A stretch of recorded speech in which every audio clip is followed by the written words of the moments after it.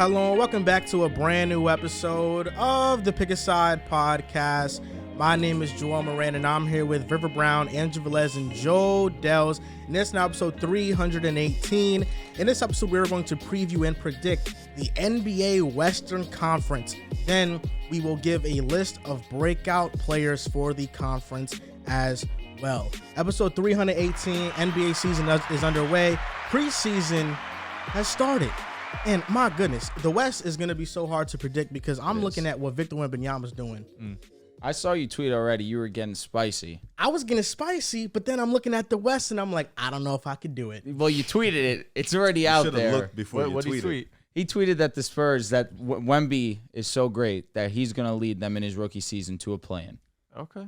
Because you know what that means. If Wemby's leading them to a play-in, There's a great team that's you know out. You know what that means? His Wolves? His Mavs? His Mavericks. Okay, it was like one of the His two. Mavericks are fried. My Mavericks are fine. Are you standing on that? Or are you the Mavericks are the fine. Spurs thing, or are you kind of doubling back? Bro, if the Mavericks are higher than like a 6 seed, I don't have the Spurs making a plan. Oh. Yeah, but the tweet is alive You and thought well. about it. So if they do happen, I'll just pop it up. You know, But then I if they said this don't, we then. could kind of like bring it up. Hey, listen, Santos, here you it's go. We're a minute in just for future purposes, It's bro. a possibility, man. Listen, they're definitely It's a long shot. they're in my play-in category because I feel like in the playoffs and the play-in, there's a lot of Western Conference teams that can make it, but they cannot make it. It's going to be hard. It's going to be a rough ride. Sir. Rough ride. How y'all doing though? I'm doing pretty well. Can't complain. I'm Hey, excited. shout out brother G. It was his birthday Yes, yesterday. yes. Shout out to G. We went out to Kiku, had a nice night. Oh, sorry, go ahead. Shout out to G. G Boogie, 26 years young.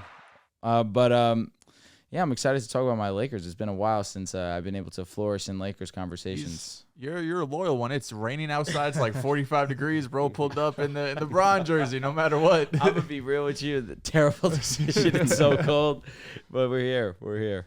So I'm feeling good, man. I'm excited. You're a better man than me because I came downstairs with no socks and slippers, and then I saw it was pouring, and I went back upstairs. back up. Yeah. Got it. That's why it was always a sweatshirt and sweats today. Yeah, no, it was 100% a shirt, no socks. I was gonna come in. Oh, you're wild. Yeah. I had to have the sweatpants on. A little happy medium, you know. Yeah, I mean, if you wear shorts, Jesus Christ. Yeah, I'd be fighting allegations. It fit you. Yo, why'd you put that tweet up? Bro, That was disrespectful. You know, Yeah. here's the thing. I absolutely love Usher. That I was love disrespectful. JT. I didn't find it as disrespectful because I know JT's catalog. I know Usher's catalog. You don't. They both have an Your tweet was enormous funny. amount of hits. This guy's Your tweet insane. was He funny. tried to why would you even? That's disrespectful. So bro. Drew's not invited to the cookout. No. It's okay. How about I've been Dehls? saying Usher my whole life, bro. That's all I'm saying. Dehls? Listen, Dehls might be invited after this do-rag he puts on. Shit. That was We're not putting out. We're putting out for the Patreon. We're putting it on Patreon, but Show the colors, man. Santos sent us a pack of shout out Santos. do-rags. Shout out to Santos. That shit was hilarious, man. If you guys don't know, we didn't made buy a you stipulation. If we get to bullshit. 300 Patrons on the Patreon, Dehls has to wear a do-rag. Dehls was contemplating what Let me color, see. and got Santos it. just There's a say, whole here you bunch of go. colors. Take them all. You get to decide. I'm gonna need at least one of those. No, wait a minute. There's pink. There's black, red. You got to make sure. Yellow, this maybe? ain't no polyester. Yeah. All right. So on our next Patreon, I will be wearing a do-rag. Are we gonna is Riv gonna put the do-rag on me during Yes. the Patreon? I feel like that's gonna be pretty. That's You gonna be like pretty. knighting you? You're gonna be a proud dad type shit. Okay. What color? Yeah, we have another gift from Santos though, not just one. Santos, Let's see what we man. got here. The do-rag is Dehls' initiation to the brotherhood, man. Okay, Kelly Green, Jalen Hurts They give jersey. you two? I don't know what this is. I gotta see what this is. I know what this is. This shit's This hard. is the Jalen Hurts one. Yeah. Yeah, that jersey goes That's absolutely very clean. stupid. That's a throwback, tough. right? Yeah, and now that Joel owns this jersey, Hurts, something terrible is gonna happen to him. Unfortunately, What's gonna happen is that they're not making it back to Jets are Super Bowl. gonna beat them. All right, I It can has live with to be. that. Jets being, are beating I them. could live with that silver lining. So you This can't shit live is with hard. them not going to the Super Bowl? I got this. I don't too. care really. There's a chance we don't. There's a big chance y'all don't. No. It's simmered down once we realize the Cowboys are frauds. You Now can't it's fuck just- with the 49ers. Yeah. There's a baby. we'll see. You know, Is that that's why for you is that say for we'll Rip see. Jr.? Is this for Rip Jr. maybe? That'd be dope if it is. Let me Yeah. see. It has to I don't be. know if this comes with one, but He he meant to. yeah, I was gonna say like, do I? You know something I don't. Like, Let me ask you a question: Is RJ fitting in that? Yeah, It's 14. Yeah. That's the Tough. size. Oh yeah, Nice. perfect. All right. right, shout out to Nah, Shout out Santos. to Santos. Shout out to you, my guy. Let's I go. Pick a appreciate you, side, bro. legend. Let me ask you, did he get you a shirt of someone that you don't like, or was just one of those? I don't think so. All right, good, honestly, because I'm not, man. He Let's- would have let's got keep me. that closeted. I don't know. Andrew Wiggins probably. Joe actually Burrow would have forgot. been funny because Yeah, yeah, that's your new favorite I player. don't hate Joe Burrow at all. I need him to be Don't great. get Dehls Joe Burrow. Please don't get it. Joe Burrow. I'm excited for this Hurts one, man. Now listen, are we gonna wear Halloween costumes For sure. Oh, okay. Facts. for the Halloween episode Yo, of the podcast? did I tell you what I'm gonna What do day- for my? Halloween's on a Sunday this year. Yeah, it's no, it's not because the 28th Saturday. Oh, it's on a it's on a Tuesday. Yeah, so that works out perfectly. I'm gonna have to shave my beard for my costume. Yeah. Why? you gonna be? You're nuts. I'm gonna be Anakin Skywalker. Fire. It's gonna be Damn. cool. I'm gonna be Bow Wow. That's tough. Yeah, like little Bow Wow. No, Gonna put like, on a let me ask you, 2002 Do you have a costume? No, not yet. Neither do You're I. gonna be Calvin No. Cambridge. What do you? I could be Calvin. You Cambridge. could be Calvin Yeah, Cambridge. are you gonna do a couple one with Jess? Yeah, thinking about shot being a that time. witch and a wizard. Okay. That's Okay. it. Yeah. My girl just dyed her hair red, so she wants to do something along those lines. She feels like Poseidon or something. It's like I don't know what the fuck. Who's to be. Alexander's gonna be Padme. and you're dating? Excuse me. That's Okay. not my sister, bro. No, You're I'm thinking good. of Leia and Yeah, I was thinking of Leia. Uh, I forgot the name for a second. I was That's about why to it's say, Padme fucking and weird. Anakin. All right, we're Come on, here. bro. Yeah, I'm not doing that shit. I don't know who's. You're not dressing up? No, I am for me. Oh, Yeah, I'm not. oh, not a couple. Nah, I mean, if she wants to Zari be can't Ciara, be a she basketball. If you're gonna be Calvin That'd be Cambridge, pretty funny. she's a basketball. She could be Ciara. Okay. Okay. Okay, that's a good one too. Yeah, I don't know what she's gonna. I do. ain't really had nobody show me. Other Actually, things your- that you your gon' show card me is in the revoked. You best shouldn't be way I singing that. feel. When you hold me, we gon' always be together, baby. That's Okay, copyrighted now. what you told me, and I believe it. That's no copyright. It's me singing. Yeah. His card's revoked, bro. He can't be singing that shit. No more. Listen, before we get into the West Conference prediction show, a huge announcement when it comes to Mojo Fantasy. They have this new thing called Moonshot. What Moonshot is your chance to enter for free for a chance to win $10,000. Mojo Fantasy is giving out $100,000 in prizes, and this is what you got to do to enter. You join the free first touchdown challenge. You pick 4 first touchdown props across 4 games. If you hit on all of them, you will win $10,000. Now listen, the odds of you hitting all of them is extremely unlikely, but that's why it's a $10,000 reward, and it's $0 entry, so you can enter for free. So there's no downside to this, and you get all the upside. If you win, you win. If you lose, you don't put nothing into it. So when it comes to Mojo Fantasy, we're going to read some games, some props across these Sunday games, and just see which ones we like. It's not going to be first touchdown props. It's just going to be regular player props. So, Riv, why don't you start that out for us and name the game also? Ray, first of all, flex your Thursday night when you were hot. You hit Three- almost three- everything 3 for except 3. the Rasheed Rice touchdown. Yeah, I know. Yeah. That one hurt. He almost got one too. He got like tackled like the Yeah, like five. I was box score watching. I did not like even think about You didn't putting miss that. much. Yeah, You didn't yeah. miss much. I saw like I checked the game. He had like 60 yards. It was like He the had a third good ass quarter. game. He had No, a- I was talking about Russ. Yeah. Oh. Yeah. Russ was garbage. That was a vibes pick from Riv. Under. Yeah. No, Russ. I just he No, sucked. he was bro. serious because Rasheed Rice was a vibes pick. Yeah, Rasheed Rice is Yeah. 100. That's my guy. So, Rasheed Rasheed Rice Rice been is doing his good. thing. I don't know He's if that good. was a vibe pick. He Vibes really- because he's my dog. I like Rasheed Rice. I you know respect what I'm that. saying? He's a good player. Here we go. All right, Eagles at New York Jets. You know, good game. We got a couple guys that are injured though, so that's gonna hurt. No Slay, no Jalen No Carter. Slay, no Carter, possibly no Sauce, no Yeah, DJ Reed. So Reed's a out. couple guys on the defensive end. But here we go. We're gonna start with Zach Wilson. He's been having okay games lately. Yeah, under. Over or under 199.5 passing yards. To be fair, the Eagles secondary has been torched by almost anybody this And the year. Broncos secondary is pretty bad too, and he couldn't get over 200 yards either. I don't know which one's worse. I'm pretty confident that the Broncos. You have Surtain. You're right. Zach is not like the other Wilson who's going to hit the under like he did against the Chiefs. Zach Wilson is going over on this. 199 passing yards. That's what it is. You know what? Real quick, just 'cause 199.5. I'm in a mood. You know it's funny. Mahomes versus the Broncos couldn't even put up 20 points, but there's another quarterback on another team that his team was able to put up 70. So I'm gonna leave that there against that Broncos defense. Are you going over? This Russ? world proof. that- 2 over under. Mahomes. Yeah, Under? that's all we need. Okay, Fuck. I am also going under. I don't. You're going under on Zach? He's not good. Come on. Okay, so let's stick with Zach. Over or under 1.5 passing touchdowns. I'm going under on that. You going under? Hey, Under? should be under. I don't trust that. Okay, here we go. We got another one. We're gonna go over or under Jalen Hurts passing plus rushing yards is 278.5. Interesting. No read. No read. Possibly facts. no sauce. 275. And AJ Brown's been hot. I was gonna say, Very and hot. Jalen Hurts has been in his bag these last 2 weeks as a And passer. they're gonna look to get Smitty a lot more touches Should. this week. So 275. What's That's his a- passing 278, touchdown prop? 278. Excuse me. Passing touchdowns. Yeah. It is no, it's 1.5. 1.5 passing touchdowns. You got to always look out for that with Hurts, though, because he began those QB sneak rushing touchdowns. But this is just passing. Gotta love those Mickey Mouse touchdowns, man. They You know really what? get me going. I'm going to go Jalen Hurts over on the total yardage, passing and rushing yards. Me too. Last 2 weeks as a passer, at last 3 weeks, excuse me, as a passer alone, he's hit that number. And they're respecting the Jets' defense, but without those two guys, potentially Sauce not playing either, for sure. I like that line. Okay, I'm gonna grab two more. So DeAndre Swift over or under 59.5 rushing yards. I'm going under. Yeah, I don't love that because the Jets' rush defense has been solid. And Swift, really, last couple of weeks, they've contained him while we've seen Jalen Hurts go crazy as a passer. I'm going to stay away from that one. Okay. Garrett Wilson over or under 54.5 receiving yards. Yeah, under. Really? Under. Nobody's No nobody's- Slay, no Slay. Bradbury. And even if they did, Well, play, Bradbury's playing, but I don't really care He's about got to him. get the ball, bro. you're right.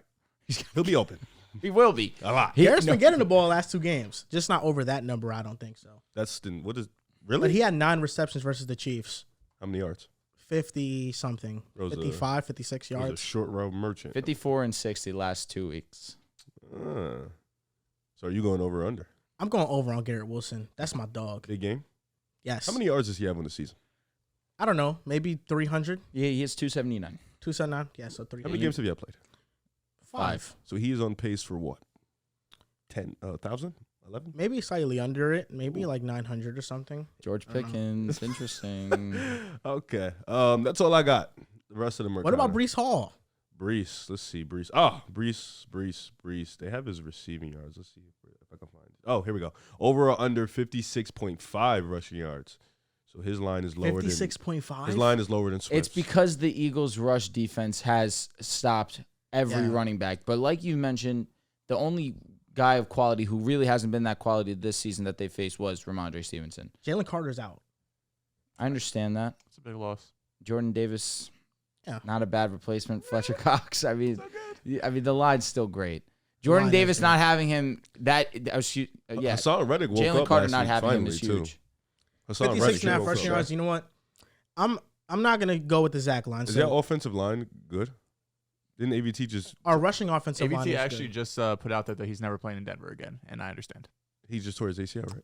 Achilles. Achilles. Yeah. Goodness, yeah. So that's He's been gonna take- great. yeah. Our offensive line has been solid, though. It's been- Well, it's you been- just lost it's been good. AVT It's been and stuff, decent, you know. average, I'd say. Okay, so what are you going to take it or not? Mm, I'm gonna yes, take the I'm taking take the him. over on Brees. I think he's been Brees- in his bag, and especially without the handcuffs on, he's gonna do his thing. Brees is special. Brees is special. Do you think he goes over or under 15.5 receiving yards? That's Brees? his receiving yards You line. know what? That's an interesting. Last week, I that's think he had intriguing. 17 receiving I think it was yards. only like 1 or 2 catches. Yeah, though. I think it might have been on one Three- catch it was he got that. no, it's 3 for 17. Three? Only know reason I what? remember that because of the fans' reaction. The 3-player props I'm going with for I the wonder what Eagles his long- I Jets. feel like he got like 15 on one catch. I'm going over on Jalen Hurts passing plus rushing yards. I'm going over on Brees Hall's rushing yards. And I'm also going to go over on Garrett Wilson receiving yards too. Okay, I like Jalen Hurts over 278.5 of rushing and passing. Yes.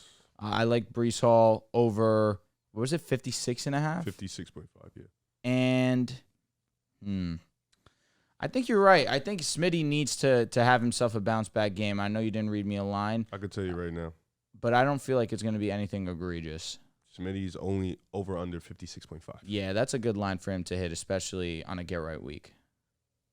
Remember, one more for vibes. Over or under 10.5 Randall Cobb receiving yards. That's Randall first down. Cobb. Yeah, under. First Just one down, catch. change. Could be one catch. You know? The fact he's been getting more burned than McCole Hardman really is just Cole not sitting Hartman's right with damn me. near off the team. Yeah, at this he point, wants though. nothing to do with you It's guys. ugly. But we're going to pivot over to the Seattle and Cincinnati game. This is a battle between two defenses that really have been underwhelming. Where Cincinnati, their secondary hasn't been terrible, but their rush defense really has not been that great. Geno Smith, he will be playing in this game. Did have that knee injury going into the bye. Over or under 232.5. I'm staying away from Geno just because he still might be banged up. That's fine. So I'm going to stay away from The this. one guy that I'm interested to hear the line is Kenneth Walker. Okay, we'll get to that. Joe Burrow, over 275.5 passing yards. Oh, my God. 275. Joe Burrow has one great game, and the Yeah, line they say he's skyrockets. back. God. Yeah, 275 is a lot. I mean, I'm staying away from this one, too. He's gonna, I mean, Seattle. I'll be secondary, honest. This should be an over. not big. Jamar Chase is going to have 180 again. Yeah, he should have a great game. That's the I'ma guy that stay away I'll from that take. too, Yeah, though. I think I want to go with So you're Jamar. staying away from Geno entirely. I'm staying away from the quarterbacks. All right, over under 1.5 passing touchdowns I'll from take For that Joe for Burrow. Burrow? I'll take that I'm for taking Burrow. that. I like that a lot. Hammer that over. I love Yeah. that. I love that. Ken Walker, over under 67.5. 67.5. What's Zach Charbonnet? Did they have his? They do 22.5. I'm going over Zach Charbonnet. Interesting. Let me know when you get to the receivers. I'm locked in. Okay. I'm a receivers guy. DK Metcalf, over under 55.5.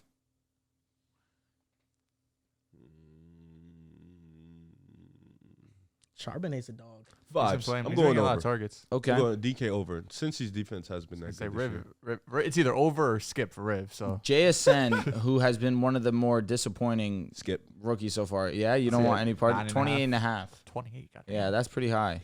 All you need is one, man. But nah, I'm good. I'll skip for him. What's Jamar's? 90.5. Okay, so I'm gonna go Joe Burrow's over on his passing touchdowns, DK and Jamar Chase over on their receiving yards. Okay. The three I'm going Joe Burrow over 1.5 passing touchdowns. I'm going Zach Charbonnet over 22.5 rushing yards. Last two games he's had 31 and 46 rushing yards. And the last one I'm going with is Jamar Chase over on the receiving yards. He's gonna have a big time day. Ken Walker's been a beast this season. Yeah, he has. The Cincinnati rush defense has not been great. I like his over-under at 67.5. I'm going over there. I'm going Burrow over 1.5 passing touchdowns. Since you guys both did the touchdowns, I feel confident he can hit the yards too because this Seattle secondary is not that great. And the last line I'm going to take, I'm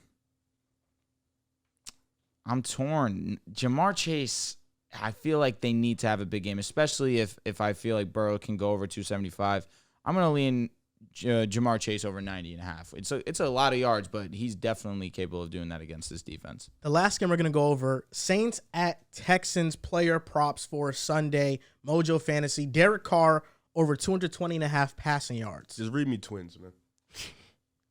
CJ Stroud is at 211.5 passing 211? yards. Yes. Oh, over. They're respecting the Saints. The Saints are a good defense. 211 is rude to CJ, though. Yeah, CJ's just been damn near perfect all year. Damn, Justin Hardy went on IR. I'm going over on his passing yards. I'm going over on CJ Stroud too. Yeah, 211's low. Hammering the shit out of that. Nico Collins, 56.5 receiving yards. He gets a challenge this week, man. Lattimore ain't no slouch. No, you're right. And Debo's been solid, too. What's Tank Dehls? Tank Dell He's not playing. Nico against Marshawn. That's fire. I like Marshawn.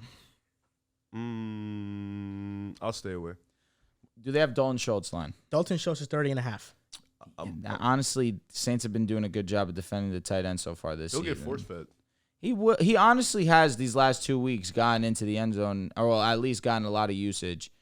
I don't love the Texans passing lines. Well, What's Olave's line? Olave is 57.5.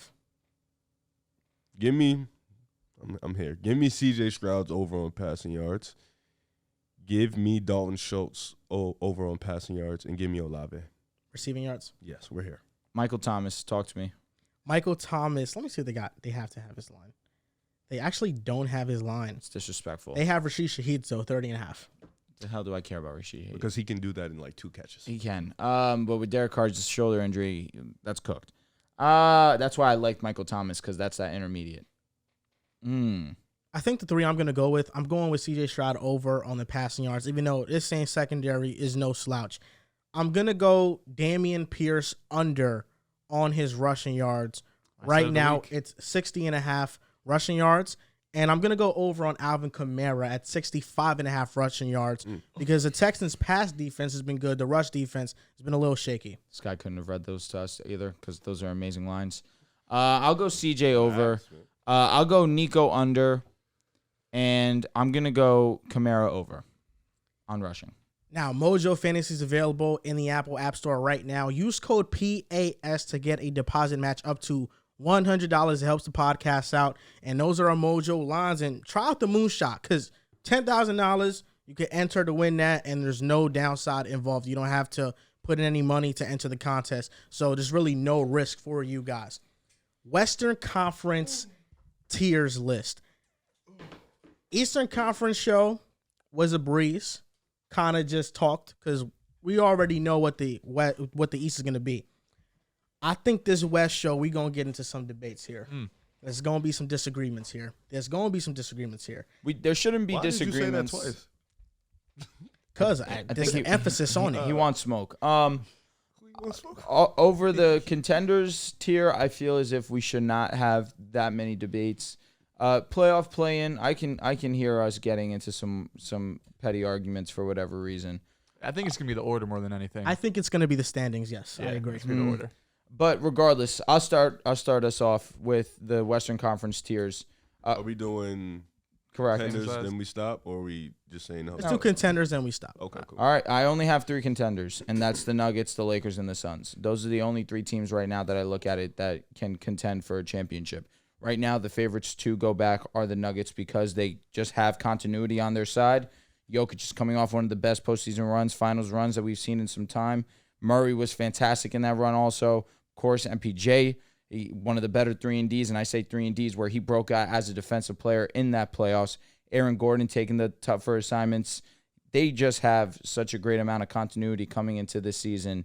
You have to expect them to be back. Then you have the Los Angeles Lakers.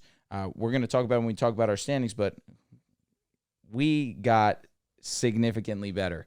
And I say significantly better because a big concern of ours was financials. So what happened? We go and we bring D'Lo back on a beautiful contract. We go and we bring in Reeves back for 4 years, $56 million, when realistically that was best case scenario. Nobody expected us to get him for that low of a contract. We're paying $12 million a year to Vanderbilt for 4 years. That's a great contract, especially if he can start to knock down the 3 ball a little bit more consistently, which he did last night. Rui Hachimura back on a great contract. Gabe Vincent now comes over and we get some more shooting there. We had Christian Wood because we needed some depth. Jackson Hayes is also now our 3rd option as a big thing. Christ, that was a concern. So we go and we get Christian Wood, who can also stretch the floor, which is great, and allow a little bit of leeway where Anthony Davis does not be needing to play these drastic minutes. And it might bode well for him to play over 70 games, God willing. And this is really LeBron James. I feel like I keep saying this, right? Going into the season, it's like, when is the dream realistically over? And then last season, we go to the Western Conference Finals. So as long as this team stays healthy, because that's really what it comes down to with the Lakers. If we're healthy, we are a championship caliber team. And with AD and LeBron, we know what our ceiling can be. So that's obviously a contender for me. And then the Phoenix Suns. The Suns go this offseason where they already had Kevin Durant and Devin Booker, one of the best scoring duos in the league. They go and they add Bradley Beal. They add Nurkic to take away a locker room cancer, however you want to see it. Just somebody who was not a team player in DeAndre Ayton. You go and you get Nurkic, who is not the healthiest, but is a great plug-in, especially a solid replacement for an Ayton. Grayson Allen's the next addition. You needed some depth. You go and you added Eric Gordon as well. Bol as a bench piece. I don't know what to think about him, but there seems to be a lot of hype that, hey, the surprise guy of the season is going to be Bol.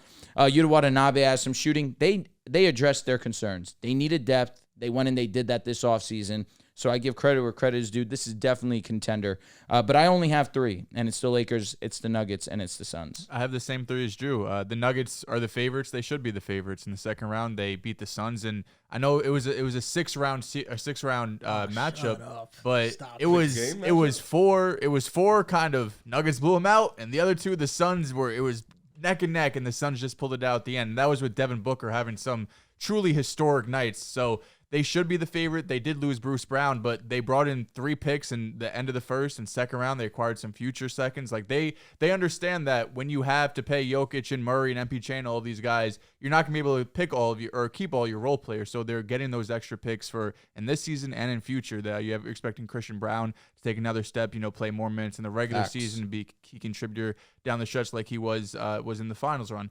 The Phoenix Suns acquiring Bradley Beal was a huge move. I think last season we saw some of the defenses could just key in on two guys. They could key in on Devin Booker and Kevin Durant. They could still have great games, but when it's just those two and you really didn't have a third shot creator besides them, the offense could stagnate at times. But I think bringing in Bradley Beal is a huge addition. And while he's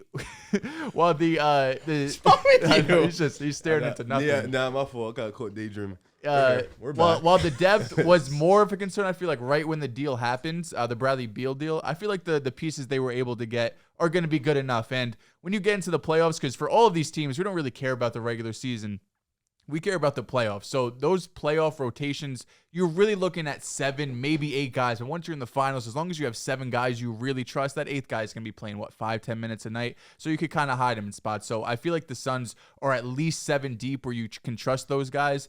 And especially if you get 1 or 2 of them who are consistently hitting their shots, because you have multiple guys who are, mostly 3-point specialists. It's really who's going to be knocking down their shots consistently, who will get the most playing time down the stretch. And then the Los Angeles Lakers. The Lakers in the regular season, I don't know if they're going to be wins-wise with these other teams, just because their 2 best players are LeBron James, who's pushing 40 and has had some injuries, and Anthony Davis, who's had some injuries. So, of course, you want to see those guys stay healthy, but it wouldn't surprise me at the end of season if this Nuggets and Suns are 1-2, and the Lakers maybe are 4-5. But going into that round 1, going into round 2, we're still saying the Lakers are still up there. It's just even with this depth, you still worry about, is LeBron going to be playing 65 games or 45 games? And that's going to decide where they stand in the end of regular season rankings. I think, last year there was an argument. They think, me and you are going to have more contenders than I know you're probably going to have at least one more. Nah. Oh, no? I don't think so. Last season when we talked about the West, there were so many teams that if this goes right, they can be a contender. This year is really not that. This year it's, if things go right, can they beat the Suns, Nuggets, or Lakers? And I think that answer is no. These are the clear 3 best teams in the Western Conference. With the Nuggets, you trust their health more than the Lakers and Suns because they've proven it. Last year they were healthy. The Suns and Lakers, it comes down to health. With the Suns, the thing I'm most looking forward to see is that last year you got 2 primetime scorers in D Book and Kevin Durant for a short amount of time. Having that third elite scorer allows you now to rest 2 on the bench. Bradley Beal can stay out there with a lineup of Grayson Allen and Yuta and Drew Eubanks, and they won't fall off a cliff because you still have an elite scorer on the court at all times, and it allows these guys to rest more. For the Lakers, they had the best offseason of any team in the NBA, I think, just with the depth they added to these players, to the team. And I think even if LeBron suffers an injury, if Anthony Davis suffers an injury, as long as one of them are on the court with the depth they have, I think they can still win games. Anthony Davis with these role players can win games. LeBron with these role players can win games. So I don't think, like in years past, if one of these guys go down, the season completely derails. With the Suns, as long as 2 of those guys are healthy, I think the same can be said in the Nuggets. As of now, how can you not have them as the favorites? What they just did in the playoffs was otherworldly, and there's no team that has a center that can match up with Jokic. And at this point, you just have to hope that what Jamal Murray's been doing, if you're going against Denver, has been an anomaly and not something he can keep up. But based off his playoffs history, he's a superstar in the playoffs. Even if he's not an all-star in the regular season, in the playoffs, he's a superstar. So Nuggets, clear best team. Suns and Lakers, it's really up to health whether who's going to get that second spot. Here come the Clippers. Nah. It's pretty much a lot of reiterating. I have 3 teams as of today in my contender list. The Lakers, great offseason. Brought in some pieces, brought in some shooting, brought back most of their core from last year that went to the WCF. So from the second half of the year, so that's good. With Denver, losing Bruce Brown is tough, but I think like with a heightened role from Christian Brown, Peyton Watson, I'm going to talk about him a little bit more later. But I think with heightened roles from those 2 guys, I think this team can definitely be good. They had a good draft too. They didn't pick players that have an ego. Guys that fit a role in college will come in and fit a role with the Denver Nuggets. And then the Suns, like you mentioned, they have 3 scorers that can pretty much get a bucket at any time they want. They have Devin Booker and Bradley Beal, who have shown the ability to play make for others, to play make for themselves. They got better with the addition of Nurkic, and now they have Eric Gordon, like you mentioned. They got Grayson Allen, so they brought in shooting to fit around these guys. You put 2 guys next to those 3 guys that can shoot.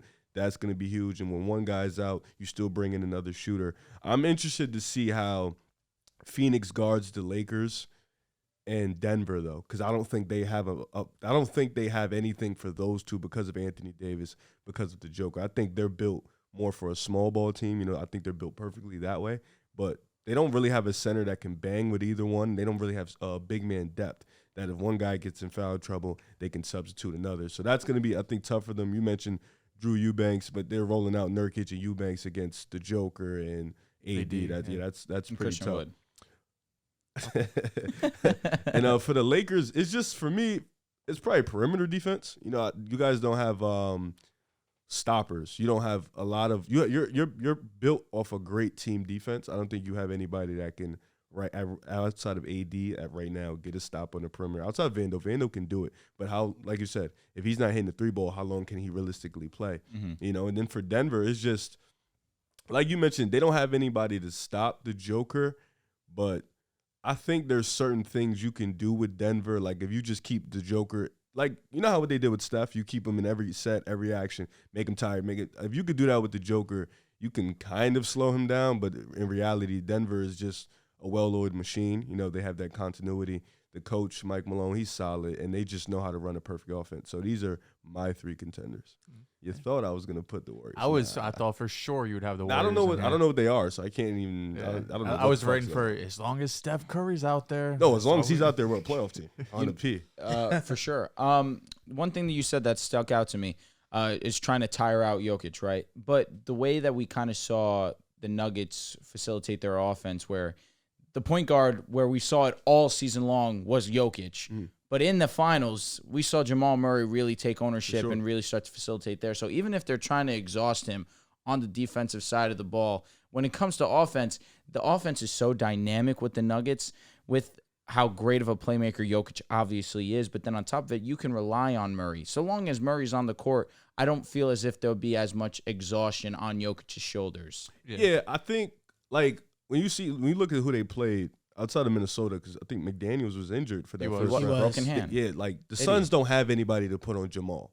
No. Same thing with the Lakers. They don't really have anybody to put on LeBron. Jamal. And even the Heat, they had to play zone a lot because they had too many guys out there that couldn't guard one-on-one, and they were too small. So they also didn't really have anybody to put on Jamal. So, like, yeah, Jamal, like, I'm not saying like what Jamal's doing isn't, like, he can't keep it up. What I'm saying is, for that specifically, you need a guy to put on Jamal also, as opposed to making the Joker tired. And a lot of teams, specifically in the West, really don't have that. Like,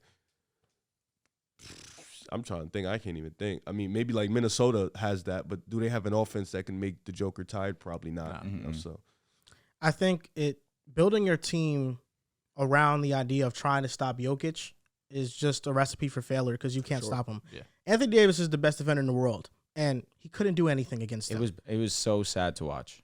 That's why I think with Phoenix, the approach was, okay. Maybe he's not the best defender in the world if you couldn't stop him. You know what I'm saying? Has there been anyone to?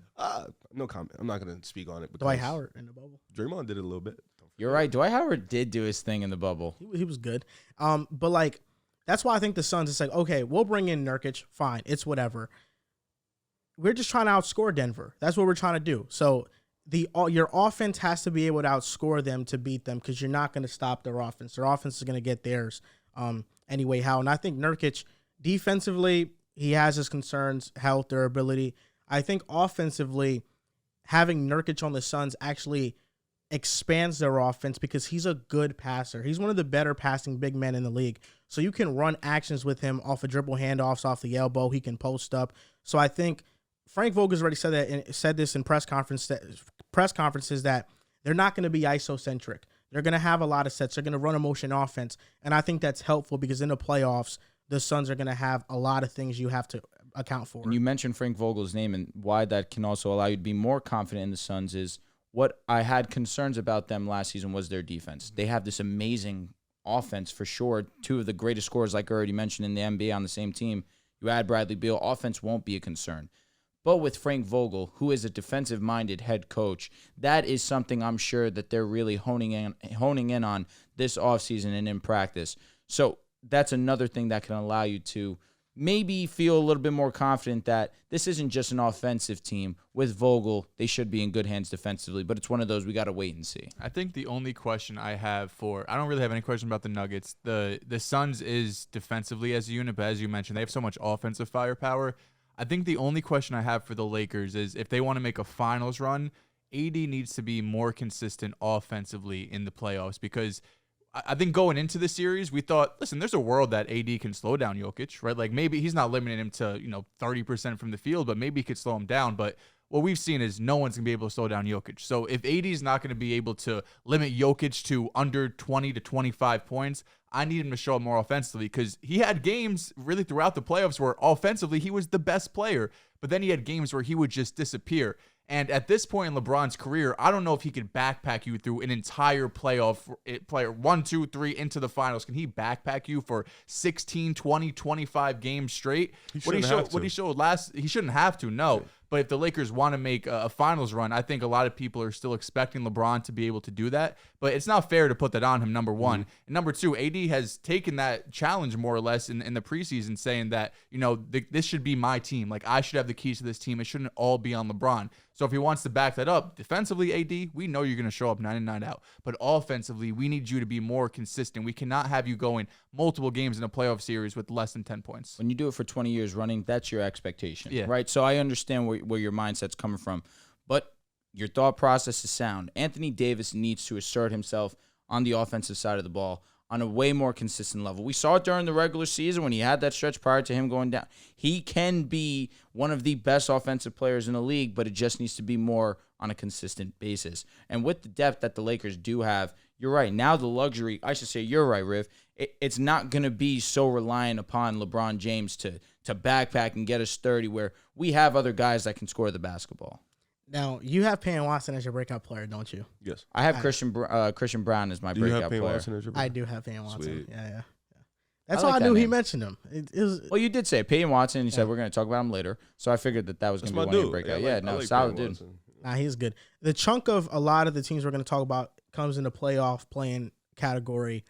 I think I'm going to have more than you guys, or I just probably going to have one more. The playoff playing teams. Before you start. Yes. I have a question.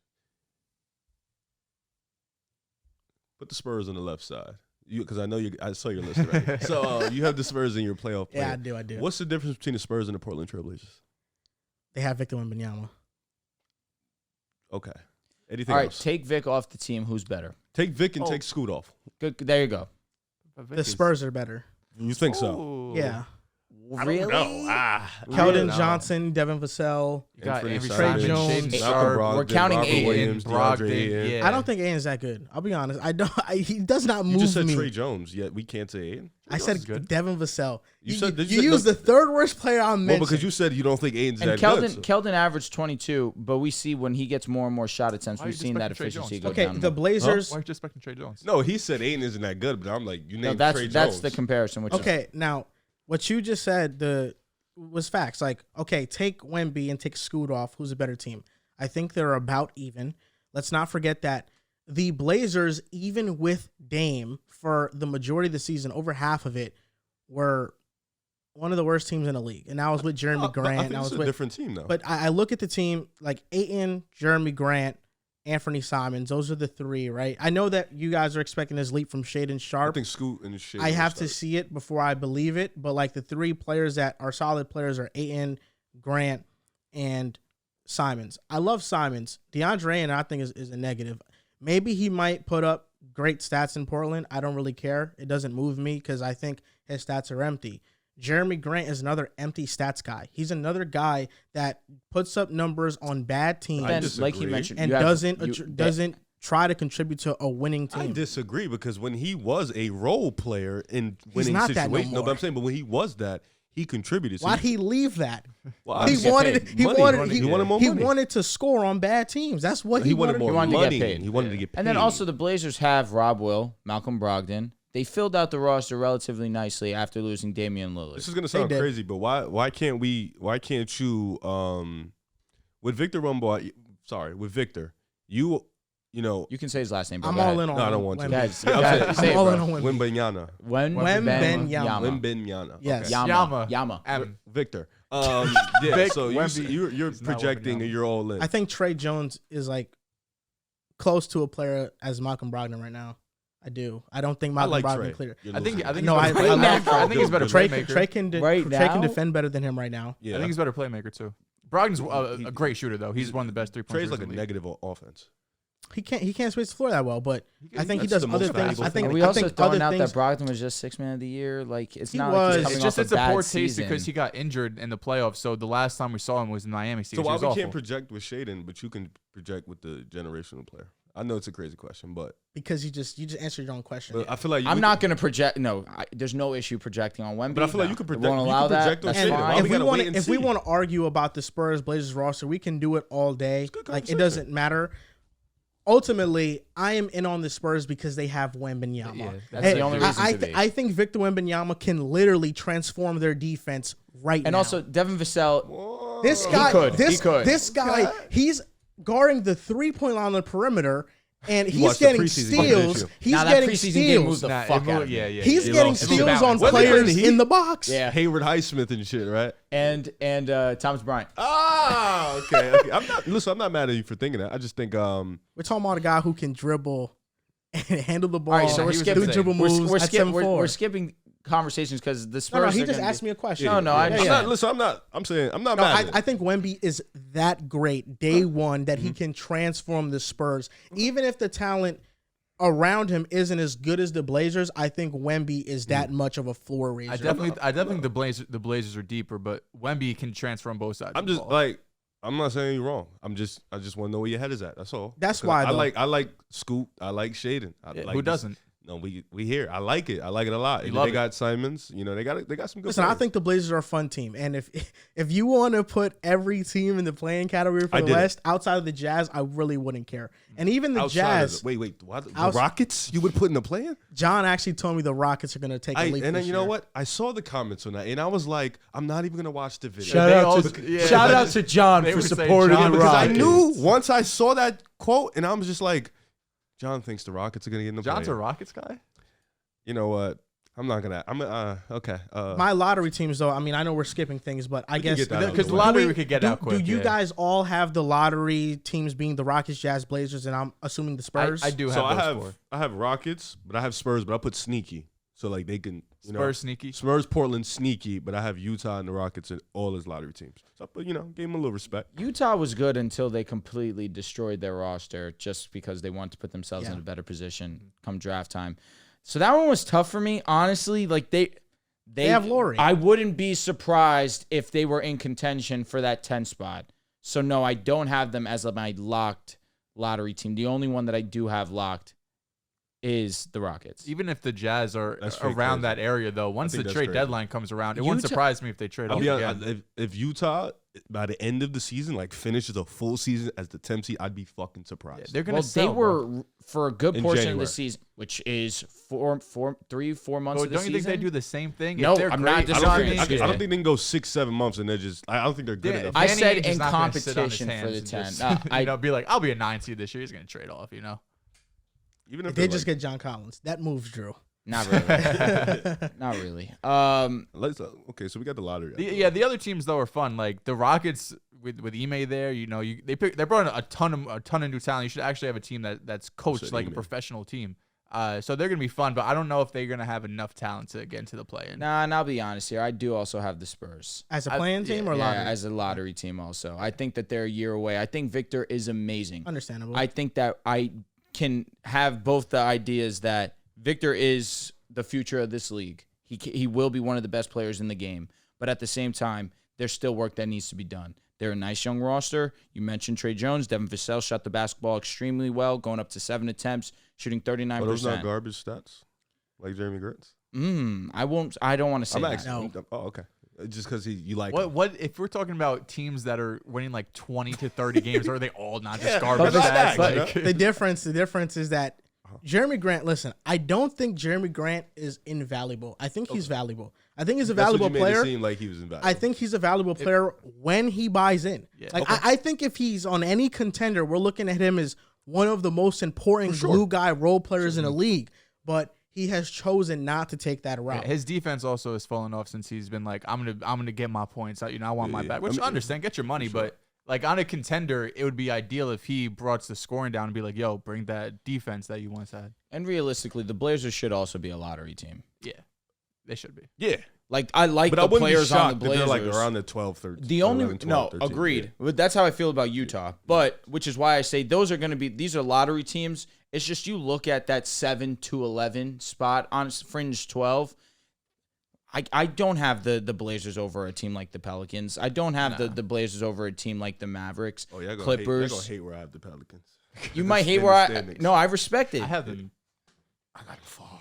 Like low. We don't. I have them. I get it. Low. I get that. I also do have them low. Also, I think you can talk I think in the West, you can talk yourself into a lot of good things with a lot of you can talk yourself into the Spurs in Portland.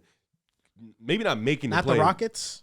Rockets, yes, to a degree, but you're projecting a shit Like ton hell. with the Rockets. But Like, I that's don't think- a lot of I these don't think with bottom Portland, teams. I don't think Portland and the Spurs. I think with the Spurs, you're just projecting with Victor, and with Portland, you're just projecting with Scoot and Shaden. Like I think there's good players there. With the Rockets, it's a There's lot more of projections. Yeah, You're bringing in it's like- Fred. You're yeah. bringing Dylan, new coach. Like there's just so much Jalen there. Green breakout, Yeah. Sengun breakout. Amon's gonna Jabari. be great rookie year. Jabbar, like it's just a lot of projectings. Like that's a little too much, you know.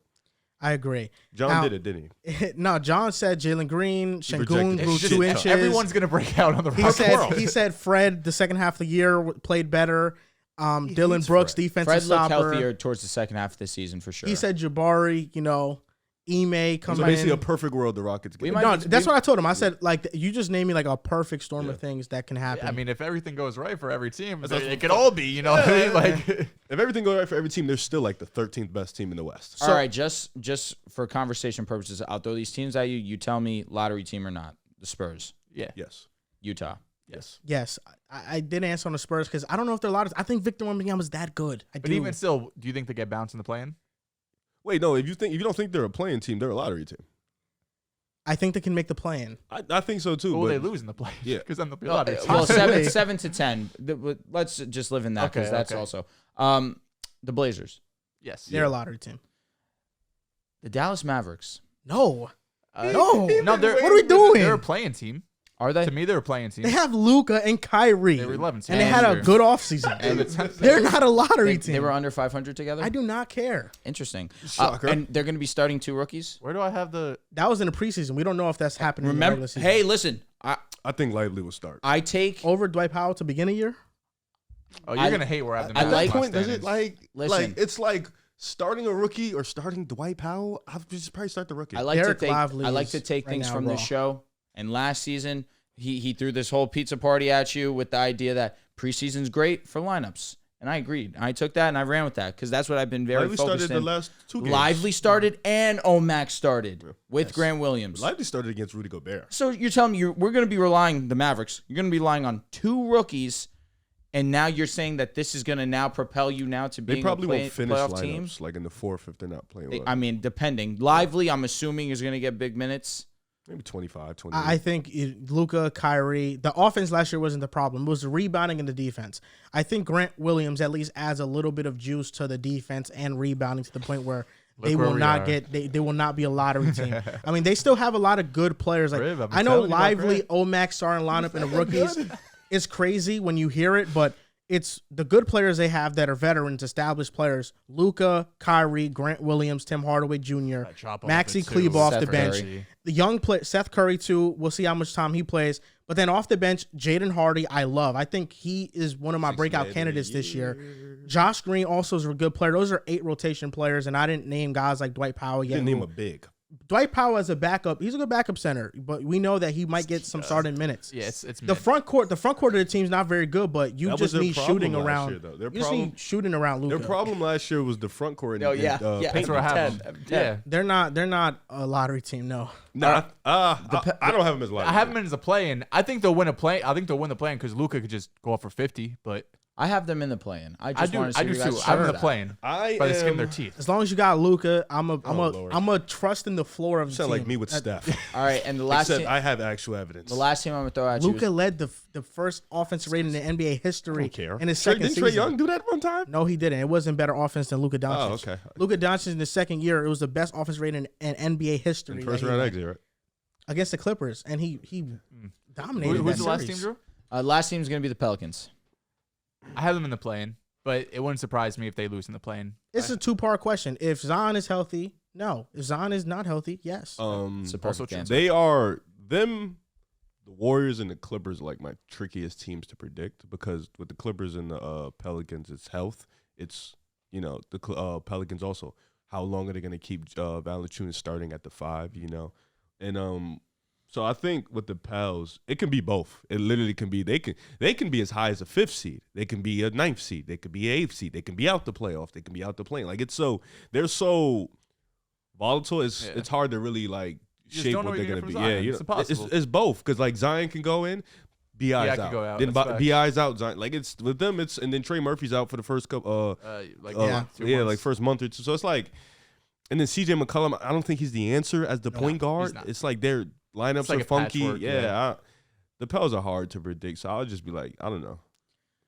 Yeah, I can't blame you too much. I think I'm with Joel pretty sound. When Zion was playing, they were one of the best teams in the West, but that was up until like December. That wasn't even for long. They had a 17-12 record though, which was pretty impressive, and he was playing elite level basketball. Tyquan Thornton's activated.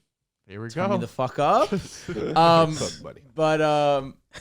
But in the grand scheme of things, that's really what it comes down to: the health of Zion Williamson. He is the ceiling. He is the floor of the Pelicans. For sure. All right, we want to get into these playoff teams. We already did. We was going team by team. Yes, the play-in teams I have: Clippers, Warriors, Timberwolves, Kings, Mavericks, Pelicans, OKC. Okay. And of course, I had that caveat with the Spurs there, but for this, I just didn't mention it. But yeah, those are the teams I have for the playoff play-in. Go ahead, Riv.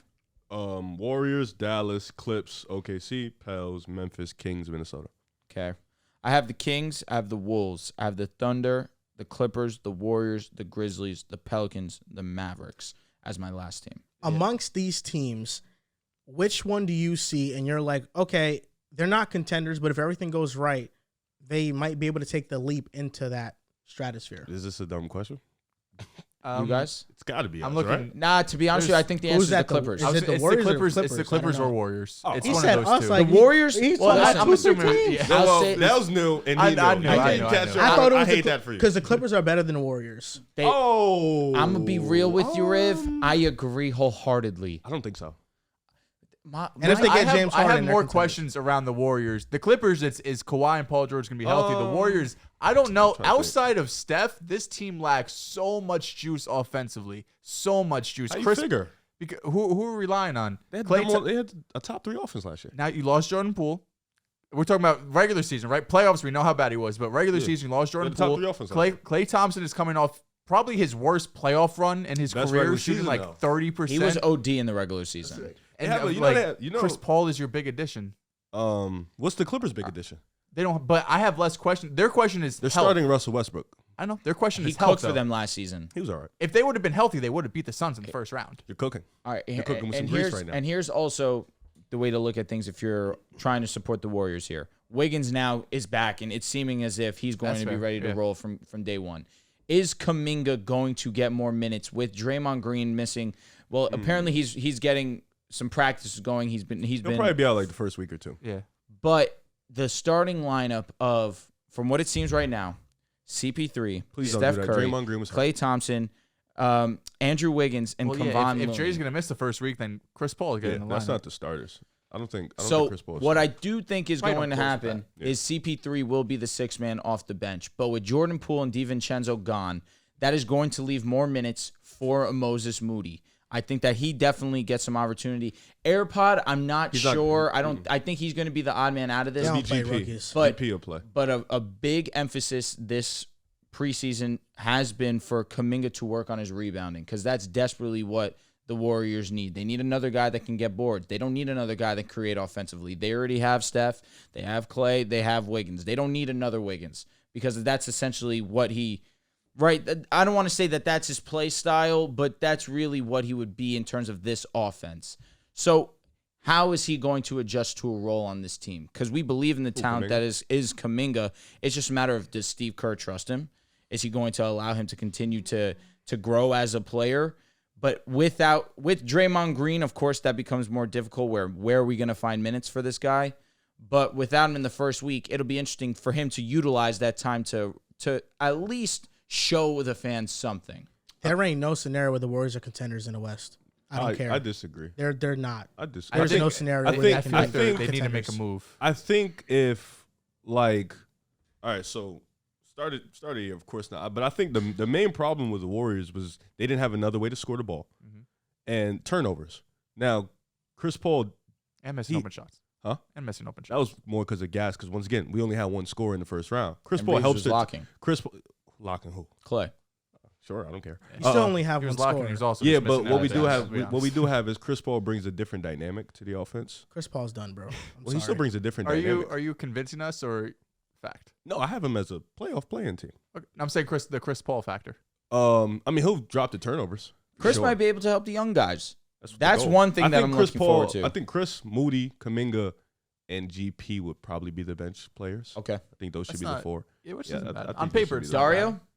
Oh yeah, Dario Sarge, might get yeah. some Just run, because you too. need big presence. That was one He thing was that good I was with the Suns Yeah, until he tore Dario- his ACL. Dario might get some run too. So who's your backup? Who's backing up Looney right now? If it's not Dario, Probably Dario. fake Yeah, Dario. yeah. Facts. Might be Dario. No, I think we're on the same level as the Clippers. Honestly, I'm not. I think. If Kawhi and PG are fully healthy, Yeah, I still think we're on the same level as the Clippers. I don't know. I don't think That's so. tough. think. bro. I don't think their roster from top to bottom is not that good. Y'all don't have a big. Well, We don't need a big against the Clippers. Zubac? you need wings They though. run small. They do run Their small. best lineups are small ball. You need wings though Wings. We got wings, against man. the Clippers. We got wings. Got baby. one. We got two. Clay and And Wiggins Draymond. Bro, don't sleep. and Draymond. what if the Clippers get James Harden? We're cooked.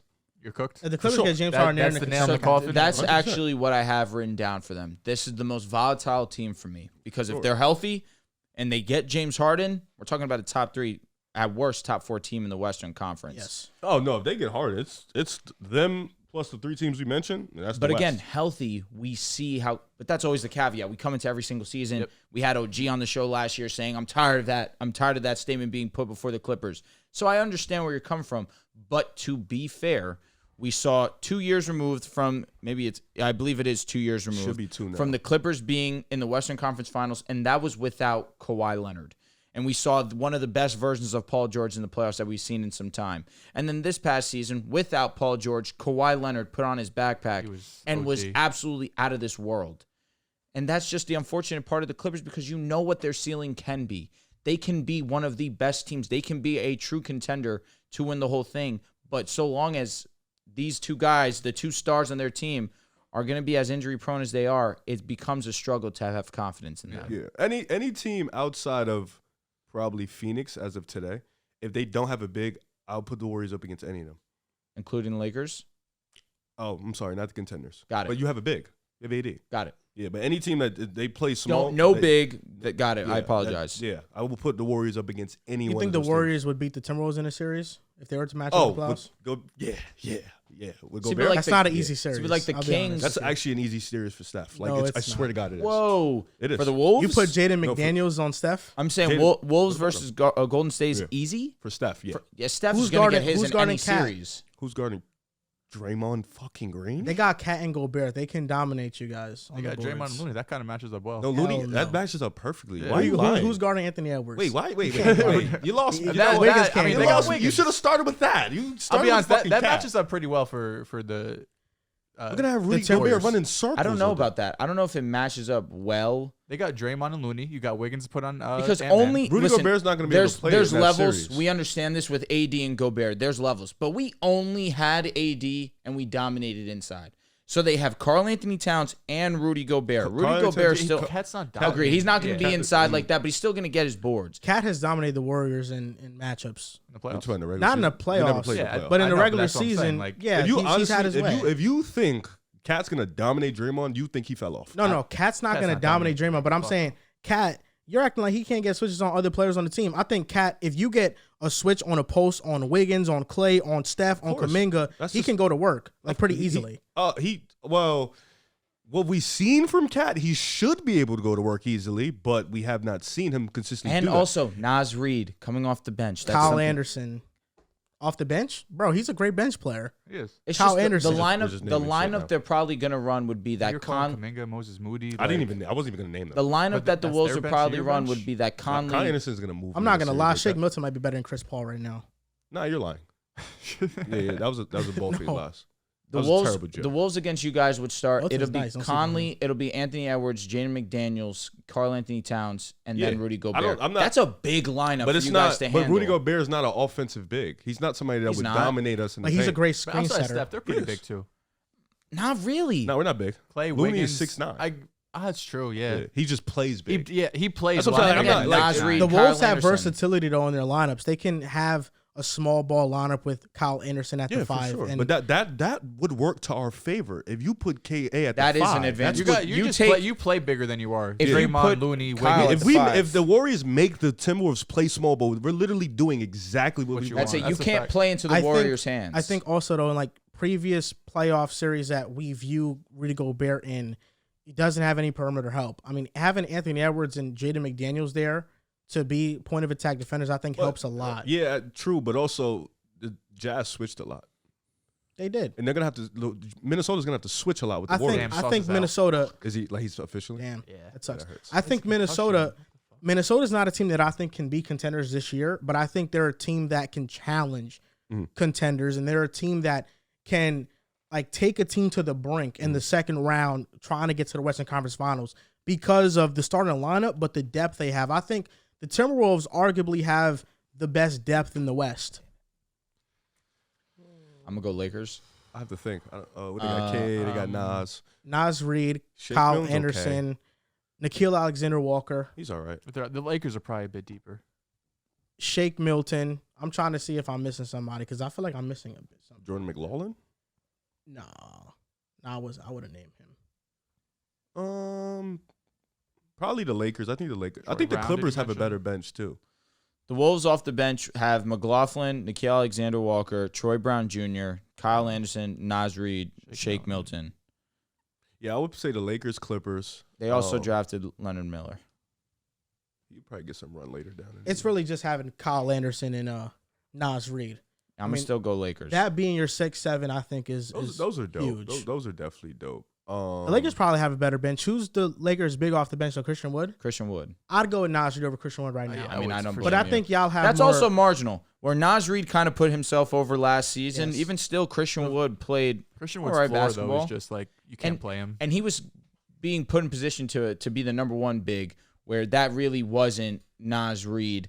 And on top of it, now Christian Wood kind of gets put into Nas Reed's role, where now he's going to be the backup big, playing against second unit. I think Christian Wood can definitely take advantage of that. Given how the Kings just went toe to toe with the Warriors, it was a hard fought series. Draymond said that the Kings got their respect after that.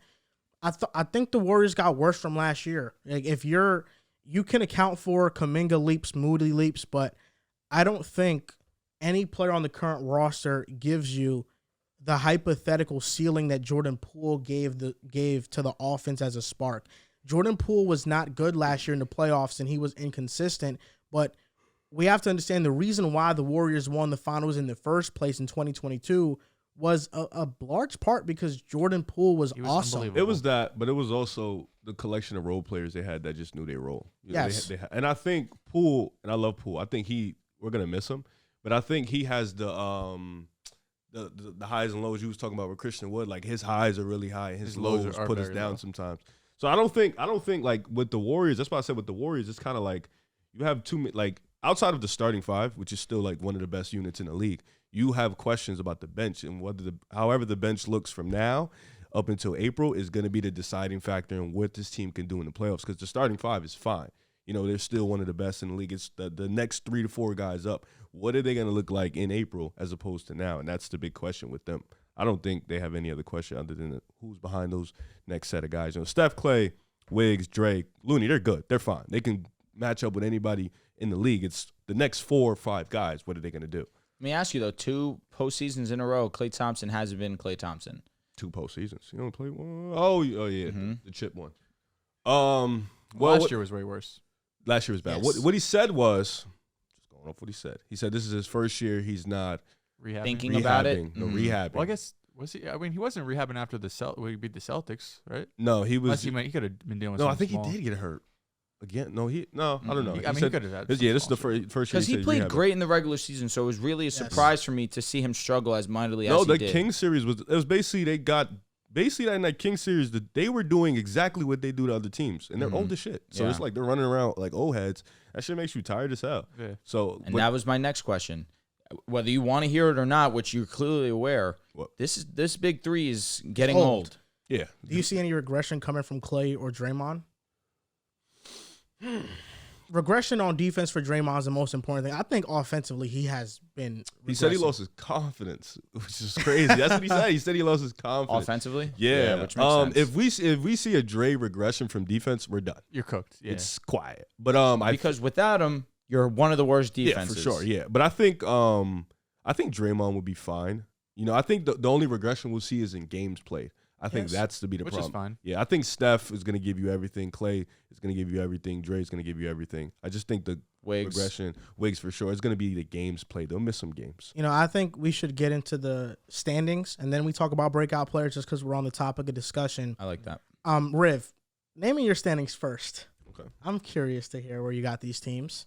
I know we're all going to have different ones because when it comes to the Western Conference, the beauty is in the eye of the beholder. There's only one hot opinion that I have in my standings. I honestly don't care for standings, so I just rattle up. Yeah, because he's going to be within like 3 games of each other. And so I got Denver at 1, Suns at 2. I actually have Minnesota at 3. I think they'll be a great regular season team for sure. Got the Timberwolves at 3?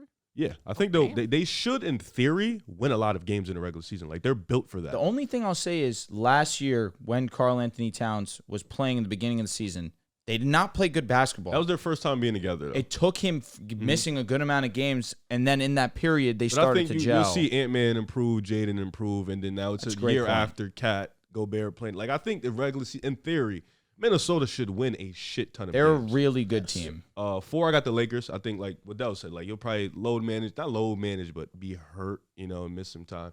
5, I got the Kings. 6, I got the Warriors. Dallas at 7. I lied. Memphis at 7. Dallas at 8. No, I lied. Memphis at 7. Did you number Clippers yours? at 8. You didn't number yours. There's no I way. didn't. Yeah. I know. Clippers at 8. Then I got Dallas at 9. OKC at 10. Pels at 11. Spurs at 12. Portland at 13. Rockets at 14. Jazz at 15. I'll tell you what, man. I'm surprised to hear OKC 10. They're projection based. And I say that I projected here. So I'll go through my list. Number 1, I have the Nuggets. You lose Bruce Brown, that's tough. Christian Brown should step up. You guys mentioned Peyton Watson already. I'll let you guys talk about him when you guys talk about your breakout players. Let me actually number that. So long as they're healthy, this should be the number 1 team in the Western Conference. Number 2, this is the definition of a regular season team. This is the Sacramento Kings. I think they'll continue to build off what they had last season. I don't know if I trust this team come playoff time, but in the regular season, they proved to be one of the best teams in basketball, not just the Western Conference Finals. You brought in Duarte, you brought in JaVale McGee to have some depth off the bench. So, again, I believe that this is just a great regular season team. Number 3, Phoenix Suns. Not much to be said that we haven't already said. This team is one of the best teams in the game. And so long as 2 of the 3 remain healthy, this can be a top 3 team in the Western Conference. Number 4, the Lakers. What you said was pretty spot on. I think that with the idea that LeBron is going into year 21, there should not be that much of a reliance on him in this offense and just as a team. It should be shouldered primarily on Anthony Davis. But this isn't a team that's built for the regular season. This is a postseason team, and we obviously know what they can do come postseason time. Number 5, I'm keeping confidence in this team. The Memphis Grizzlies. And that's with the idea of last season, Jaren was supposed to miss some time. There was worry about just this team as a whole. Now, Ja Morant, when he hasn't played, they still have a record of 37-24. Ja Morant will be suspended for the first 25 games this season. You have Marcus Smart on this team. You lose Tyus Jones. That does blow. But you have Marcus Smart, who is going to be one of the great leaders. D Rose is backup, though. That's another one that they did add. But really what it comes down to is Marcus Smart. They need a true leader. And Joel has said on so many countless times, the reason why Marcus meant so much to the Celtics is because he was the glue guy. He was the one in the locker room that got the guys that were able to rally around just the energy that he brings and bringing that over to Memphis, I still think that in that time of Ja not playing, he'll be able to keep them, not just him, but really just this is a good enough team to stay afloat until he gets back. Number 6, this is where I do have the Oklahoma City Thunder. Now, this is a little bit bold, but I'm standing on my opinion that I had earlier in this offseason. What did they need coming into this season? A big. They got a fucking great one with Chet Holmgren, who we're going to talk about later in the breakout players. They needed someone to defend the paint. They did not have that. Last season, Jalen Williams got a lot of his respect and burn where he had to kind of fulfill that role for him. But he's a hustle / just do the dirty work kind of guy. And he led the league in charges by a good margin last season. And the reason why Oklahoma was so successful on the defensive side of the ball is because they were turning the ball over. They were forcing the offense that they were playing against turnovers. to turn. Thank you. They were forcing turnovers. And that was also primarily due to the amount of charges that they took. So really now that Chet's there, I expect the charges to not be as high. But now you have a presence down low. And Chet also with the pick and roll with Shea, it's going to be an offense that becomes very difficult because Chet can also stretch. He can also force the big to come out. And then if you're allowing SGA to have a free run at the paint, that's going to be all day. We saw that last season.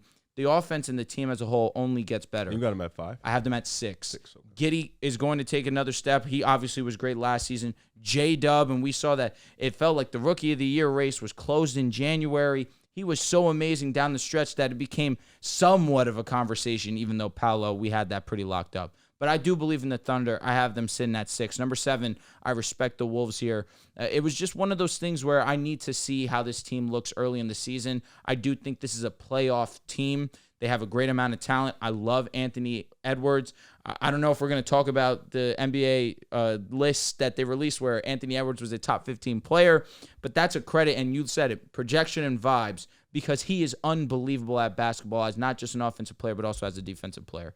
Number 8, this is where I have the Golden State Warriors. I do worry about this team for the long run. We just spoke about it. Number 9, this is where I have the Clippers, the most volatile team for me, where they get Harden, that number definitely changes, but with the injury concerns, I can only have their ceiling be so high. Number 10, this is where I have the Mavericks, Luka Doncic, Kyrie Irving. Those two should be good enough to get you into the playoffs. Number 11, we spoke about Zion. We spoke about the Pelicans. The floor and the ceiling is all dependent on Zion. Number 12, the Spurs. Victor Wembanyama is generational, but I don't think their time is now. Number 13, the Blazers. They have a very underrated team in terms of talent, but it's just they lack that star. We're going to talk about breakout players later. You're going to expect to hear Anthony Simons because without Damian, his numbers are pretty silly. Number 14, I have Utah, and rounding out 15, the Houston Rockets. We all have different lists. I'm sure Dehls and I are going to have different lists. Projected. I did. I didn't project. Sometimes you got to project, though. No, I'm not, we don't know what's I have happening. an unbalance of projection. If I project for one team, I'm going to do it 10 times for another team. So I just don't do it. I'm definitely going to have a hot take that you guys are going to raise your eyebrow. I'll tell you what, man. I was ready to see the looks over, the giggling for OKC, but you know what? There's a mutual respect that is had for this Giddey team. will be traded. Really? He's not that You good. know, I don't know if I would say he's They're not actually that a good. negative when he plays. Really? Yes. When he's on the court, they're a negative. He knows it. That's why he's so upset right now. I'm not upset. That's his guy. He's just hating right now. Did I lie though? You didn't lie, but you used Okay. one stat to back up your claim about No, I it. watch OKC. But Did you also, watch let's OKC? say also let's say that's the case. They did draft Case and Wallace. That's going to be a solid guy for them Giddey's off the gone. bench. Yeah, I'm let's say saying maybe. Giddey and some picks for Embiid. Set it up. So, Giddey's gone for a top 10 player in the world. Oh, he'll be in the deal because they ain't It's not moving 'cause J Dub. he's not gone because he's ass. No, I didn't say that. I just said he was gone. You said he's not good. No, J-Dub's not going Didn't say anywhere. ass, That's I guess. obvious. Giddey, I guess, becomes expendable with the idea that Case and Wallace, they did just draft him, and he obviously has high potential as a defensive He should player. be the bench guard. Josh Giddey? Oh, the disrespect. What's wrong with being a the six man? The disrespect What's wrong from with you, bro. That was anything wrong My with being a God. 6 man? Everyone's got to play a role. Everybody got to play a The role. thing is, if with Giddey on the court, it can just allow SGA to worry about getting a bucket. You came a long way. At first, you apologized to Giddey his rookie season. You wore the jersey. You had to say your apologies and be like, "Yo, listen, this guy is nice. I was You know what I wrong about did him." 4 days ago? I went back and I watched some OKC games. He's actually not good. Okay. Why? Well, He just doesn't have a bag. No, he actually he the ball sticks with him. He's not a good scorer at He is. all. He's a great passer. He is a great passer. His offense in terms of scoring is horrendous. That's It's one of the lowest in the problem. league. He's like Danny Advia with some handles. Oh, And he that's- turns the that's a ball compliment. over. I'm trolling. He wasn't. Say, jeez, Danny. You know, I didn't raise an eyebrow at OKC because I can understand the projection, but I think having them over the Wolves is crazy. The Wolves are a much better team than OKC. And if the only reason why you have Minnesota that low is if you think they will sustain an injury. Because if they don't get injured, they're easily better than Well, OKC, again, like in my I just mentioned, they got hurt last season, and in that time period, that's also where they found something. Honestly, I also do think Wolves are a better team than OKC. I don't think I think it's close. I do think it's close You- again you because will have to SGA be- and Anthony you must Edwards. be- You had Well, this no, whole I stroke in do. me. I do think talent wise, you probably lean Minnesota because they're more proven. You And know, they're playing, they OKC dominated OKC is a them. lot of young guys. No, I think 1 through 9, Minnesota's better than OKC. I think Chet That's the adding thing. him is Gobert unbelievably and Cat huge. would dominate Shet. 100%. He's Not not. He doesn't have the physicality to match up with them yet. They play small. I guess you could say that, but also at the same time, defensively, this is a great defensive unit. Talking about OKC. It's good. I think it'll get to that great level. And then Chet ultimately improves just any type of rim protection. That really is what it comes down to. Jalen Williams being not J-Dub, the one with He's Rip. good. Yes, correct. I Both love Jalen OKC. Williams are good basketball I players. love him as a backup. I really do. I love OKC. I just feel like the leap for them is a year away. That's what I think. I think they can be here this year though, but Like they could be active at the trade deadline, like They Rick can. just said. Listen, Joel Embiid seems way too much of a stretch. They traded Harden, Sixers, mid-season or the 7th seed. They'll definitely be active at the deadline. If they feel like they're like a move away. the thing about the Harden thing though is that the Sixers, if they trade Harden, that's $34 million off the books. Tobias Harris' contract expires after this season, which means they'll have a max spot Is there to any- get a player for I also Embiid. that picture that said they can get PG and Kawhi. Oh, they're free agents. I did not next see the picture. Oh, No. Philly, I just know that they have cap space Philly next offseason. has enough cap if they To get offload both? to get both. Yes. year? Damn. hmm I'm at Kawhi and Paul George are like fuck LA. We're going to Philly now with Embiid. That'd be a crazy flip. Yeah, I don't think they'd do that. I think Kawhi said he wants to stay. He doesn't really care about anything with his Yeah. family, so he'll probably stay. There'd be more eyes if he went to Philly. Yeah. My Western Conference standings, number 1, I got the Nuggets. Number 2, I got the Suns. Number 3, I got the Lakers. Number 4, I got the Timberwolves here. I think that, Riv had them at 3. I understand that because the Lakers can load manage. I think the Timberwolves at 4, if they're healthy, they'll be a top 5 seed in the West. Number 5, I think this is a bounce back year for Dallas, man. Listen, they didn't make the playoffs last year. Luka Doncic is too great of a player to just think that he won't be back in the playoffs again and to think that he won't have a bounce back season. And He was just be in first team All contention. NBA. What do And- you mean yeah, about but that? but he was first team All NBA, but I'm talking about getting legitimate MVP hype because he's leading a gets it team to the every top year. 5 seed. He literally gets it every every year. He's the, Who's who's the the odds-on during- favorite? during the Who's season? the odds-on favorite During- right now?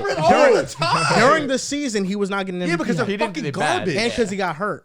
Okay. We have to understand, last year the Dallas Mavericks got hurt with Luka, and that's why he started falling Yeah. down in the standings. And then when he got back, they still kept Even though balling. with Luka and Kyrie, He they was had playing a through an negative injury. record. No, I understand. I just the Luka- MVP thing was crazy. He's Luka always has been conditioning himself better. I think he'll be Here we ready go. for the season. I Oh, he's fell not the off bad. that. He's Mavericks, not bad the anymore? Mavericks are going to be a Chris Paul phenomenal does team. fucking for it. And listen, you can have the concerns about the rookies all you want. Listen, I'm not saying that I'm just blindly trusting them, but I'm going to blindly trust the offense of Luka and Kyrie Irving. Last year, the fourth quarter of close games were muddy for them because they were kind of picking and choosing who they were passing the ball to. It was kind of like a game of hot potato. I think they will figure that out Two this year. isolation scorers. That's what They'll they figure are. it out this year, and I think they'll be a much improved team. Number 6, I got the Clippers. The Clippers, you never know how many games you're getting from Paul George. You don't know how many games you're getting from Kawhi Leonard. That's why I got them at 6. Number 7, I got the Sacramento Kings. As long as you got De'Aaron Fox, Sabonis, 2 all-stars leading your offense, you'll be fine. And I love the acquisition they made of getting Sasha Vezenkov from the EuroLeague. He's going to be an awesome shooter for them, a rotational guy. Stop sleeping on the Europeans, Riv. No, I see your face. Riv, Stop Riv. sleeping on the No, Europeans. you lost me when you He said slept as on long- Şenguni. No. He slept on No, Giddy. no. Don't sleep on Vezenkov, too. Giddy stinks. Giddy doesn't stink. No, you lost me when you said as long as they got boom and boom. Like what is Fox and Sabonis, They made the playoffs 2 one time. all-stars, What the 2 fuck is all-NBA They took players. you out of What do you seven. mean? Yeah, but like when you say as long as they got boom and boom, you usually are for guys who like made it. I'll from be Draymond honest, and Draymond Steph. going, Yeah, going yeah. from 3 to 7, I'd be That would be a huge drop. Last year, the Kings won 44 games. They were the I think. healthiest team. No, 48. 48 games. Warriors Oh, yeah, won 48 44. games. They won 48 games, and there wasn't a big discrepancy between them and, like, the Actually, sixth let me look seed. at the standings last year. So, for me, like, the Kings were the third seed, but they weren't a best third team. seed, like, by an overwhelming amount. Yeah. So, to me, I understand how it looks like the optics. Oh, you went from the third seed to the seventh seed. There's a regression. But there's just so many teams in the Western Conference that I think talent-wise match up with the Sacramento Kings. And the Kings, I think this year, they're not catching nobody by surprise. And I think what's due for regression is the fourth quarter heroics by De'Aaron Fox. He was amazing. If he sustains the efficiency, I tip my hat Kings to him. news is about on follow you, bro. No, I love the Kings. And I think their team got better, but everybody else in the West, I think, got better too, and they're now healthier. So, yeah, the Suns won 48 third seeds. No, the Kings won 38 third seed. The Suns won 45. The Clippers and the Warriors had 44, and the Lakers had 43. And Minnesota had 42 with the Pelicans. And that's with, Kat being hurt almost the entire year. The Warriors had an injury to Steph. So to me, I don't think the Kings are regressing as much as I just think the teams are getting better. And if they continue to be a top 5 seed, I will be very impressed by what they did. But I just think the fourth quarter heroics are due for some type of regression. I just feel like we look at a team like Memphis, and where we know come playoff time, right, we're not very high on Memphis at all. But come regular season time, they're one of the best teams in the league. They were number 2 seed last year, and coming into the year, nobody were expecting that. They won 55 games. They were fire, which is why, again, I haven't heard you have the Grizzlies on your list yet either. This is where Oh, shit, you dead didn't say the Grizzlies. Number 8, I got the Golden State Warriors. And the reason why the Warriors are 8 is because Steph Curry played less than 60 games last year. Steph Curry has not played over 65 games in a while. Really? And no, he hasn't, because the year you guys made the finals, he was hurt for a while. The year before that, you guys lost in a play-in, and he missed games. He only missed 8, though, I think. I was going to say that was his MVP. Well, number 2. I think the year we won, no facts. I think he didn't play 60 games. Steph Curry, I think, is going to miss games. He's not going to play over like 65 games. Now that you don't have a scorer like Jordan Poole to spark the offense, I'm thinking that the Warriors can really fall off a cliff in the games that Steph doesn't play. Number 9, here's where I slot in OKC.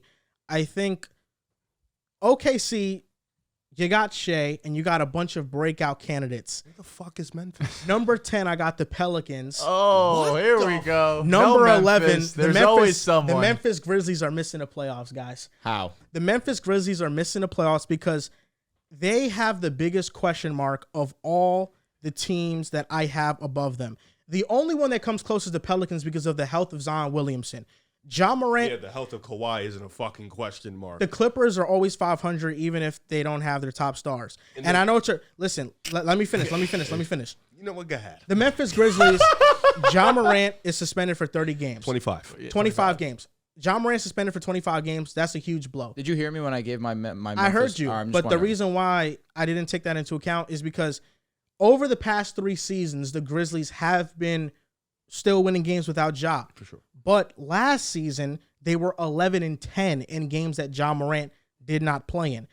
You lost Tyus Jones, who averaged 16-8. Dylan Brooks, when in games that Ja Morant didn't play, Dylan Brooks averaged 17 points on good efficiency. It wasn't horrible efficiency.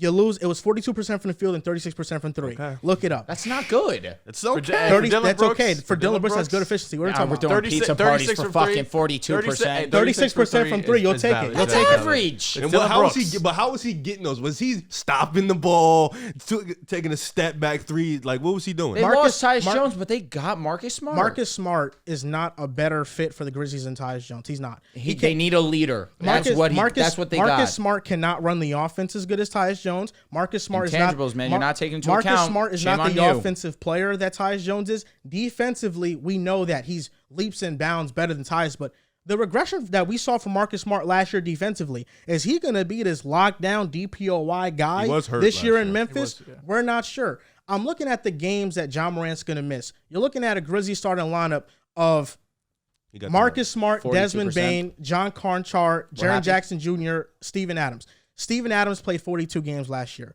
Desmond Bane played about 56, 58 games last year. They were unhealthy. Santi Aldama, though. I like him. Desmond Bane was fire in the playoffs too. Brandon Clark's back. Versus Brandon Clark tore his ACL, I believe, close to the end of the should be season. back, So though. he won't be back until like maybe the midpoint of the season. Over the past couple of years, the Grizzlies have lost Tyus Jones, Kyle Anderson, DeAnthony Melton, and Dylan Brooks. Those are 4 fantastic role players, and I think it's going to have an effect on them this year. The teams above them, OKC. I'm itching the rebuttal. Between SGA and John Morant, who's better right now? I would probably still put Ja over him. It's close, though. It's close. But 100%. OKC, you know they're going to have their top guy to begin the season. And I think their supporting cast is also going to make a leap. I just have less question marks about these other teams. The Kings, Fox and Sabonis, they are going to be ready for the regular season. They don't have any major injuries or a suspension. With the Grizzlies, they just have a lot of things working against them to the point that I'm gonna take these other teams over them. It's Ja for 25 games. They can be below 500. If they are 500, that's survival. You're fucked. That's a win. You're fucked, buddy. 11 and 10. If they're 11, 500, you're fucked. If they're 11, That means They're Ja- going to be below 500 without Ja That Morant. means Ja Gritty comes back, and you're fucked. They're going to be below 500 how bad without below? Ja Morant. As long as they're like 2-3 games under, they're fine. Yeah, bro. Like there's 82 games. I think they can be like 10 and 15 without Ja. 25 games. they'll be That's 10 and 15. survival. The Grizzlies get a lottery pick. We're here. Unless they're like fucking We're 5 swimming. and 20. To Bro. finish They're off gonna my be able to standings, survive. number 12, I got the Spurs. Number 13, I got the Rockets. I'll switch my standings right here. Number 14, I had the Blazers. Number 15, I had the Jazz. That's That was fine. Go before ahead. you- Yeah, go ahead. Go Yeah, ahead. because I'm I'm a Grizzlies guy too this year. You are? Marcus Smart. Because We're here. Marcus Smart. Pull up, pull up, pull up. What number did you have the Grizzlies, bro? I had him at 7. Okay. I did have him at And you know, 7. the I had reason him at 8. the reason I feel very comfortable about the Grizzlies you're a hater, one. missing the playoffs. No, it's not because I'm a hater. No, Rick. this is part of It's Grizzlies hate, though. because I've been honest and I've been right about the Grizzlies. Aren't so you a far. Jaren Jackson guy though? Let's Listen. see this If they're Grizzlies gonna be schedule a team to second year. compete, he got to take a leap. He got to take a leap. I don't know if he'll And take he the did. leap. Unless I don't I'm like the way that tweaking. he reacted to Steve Kerr's coaching. I don't. I feel like this is a guy that is just really not in tune with what he needs to work on, and I don't like it. What the fuck? I don't. What a Did you- terrible excuse. No, I don't. Steve Kerr said that he needs to stop fouling and needs to rebound better. Okay, and things that we all knew already. Okay, Jaren Jackson responded to that by saying, "Then that's not me being me." Instead of just being like, "I have to be better in those areas," he didn't Well, acknowledge don't you that. remember during the season where he said, "Yeah, I played with 3 fouls. If I get 3 fouls in my mind, I foul out." We knew that was a stupid ass statement To be because fair, the Grizzlies and the Warriors have gotten into some, so maybe he just doesn't like Steve Kerr. That might be a possibility. For me though, the Grizzlies, like, okay, even if they make the playoffs, they're still a team that is not going to do anything. in all the right, playoffs. that my no thing. one. So for me, that's so the for me, whole point of it. So for me, even if I'm wrong about them missing the playoffs, I could care less because they are on the Oh team my I'm worried God. about You in know what's any way. It's just- I'm not worried about them in any Joel, way. what the They're hell? not. The thing John with Morant, your, so when they miss the playoffs, I want you to come back and give me an apology. Are they gonna be an 11 for seed or your losing the overreaction? Having an OKC Thunder over the Timberwolves is worse than what One I just spot. did. What are you I have talking one about? spot over. Go, Rick. Who's a What do better you got player to this say? year? Anthony Edwards. Anthony Edwards. What the fuck? In the playoffs, he is. Yeah, I got you. still- You can't say nothing back. He's better in the playoffs. Regular season, you That got shit it. is better than Ant. Regular season, you got it. Not the playoffs, though, buddy. All right, buddy. Ant's a great defender. Um, If you Chet wanna take Holmgren, that. rookie of the year, also. He's J not Dub, winning most over Victor. improved. can I ask you a question? Because I feel like Second year player winning most improved player. John Morant did it, did he not? you're right. And Third people got season. pissed. No, It was third, season. actually. Buddy, you know, in your whole little soliloquy about the Memphis Grizzlies, you said a lot of things that you can literally pinpoint for about 4 to 5 teams in front of them. Who?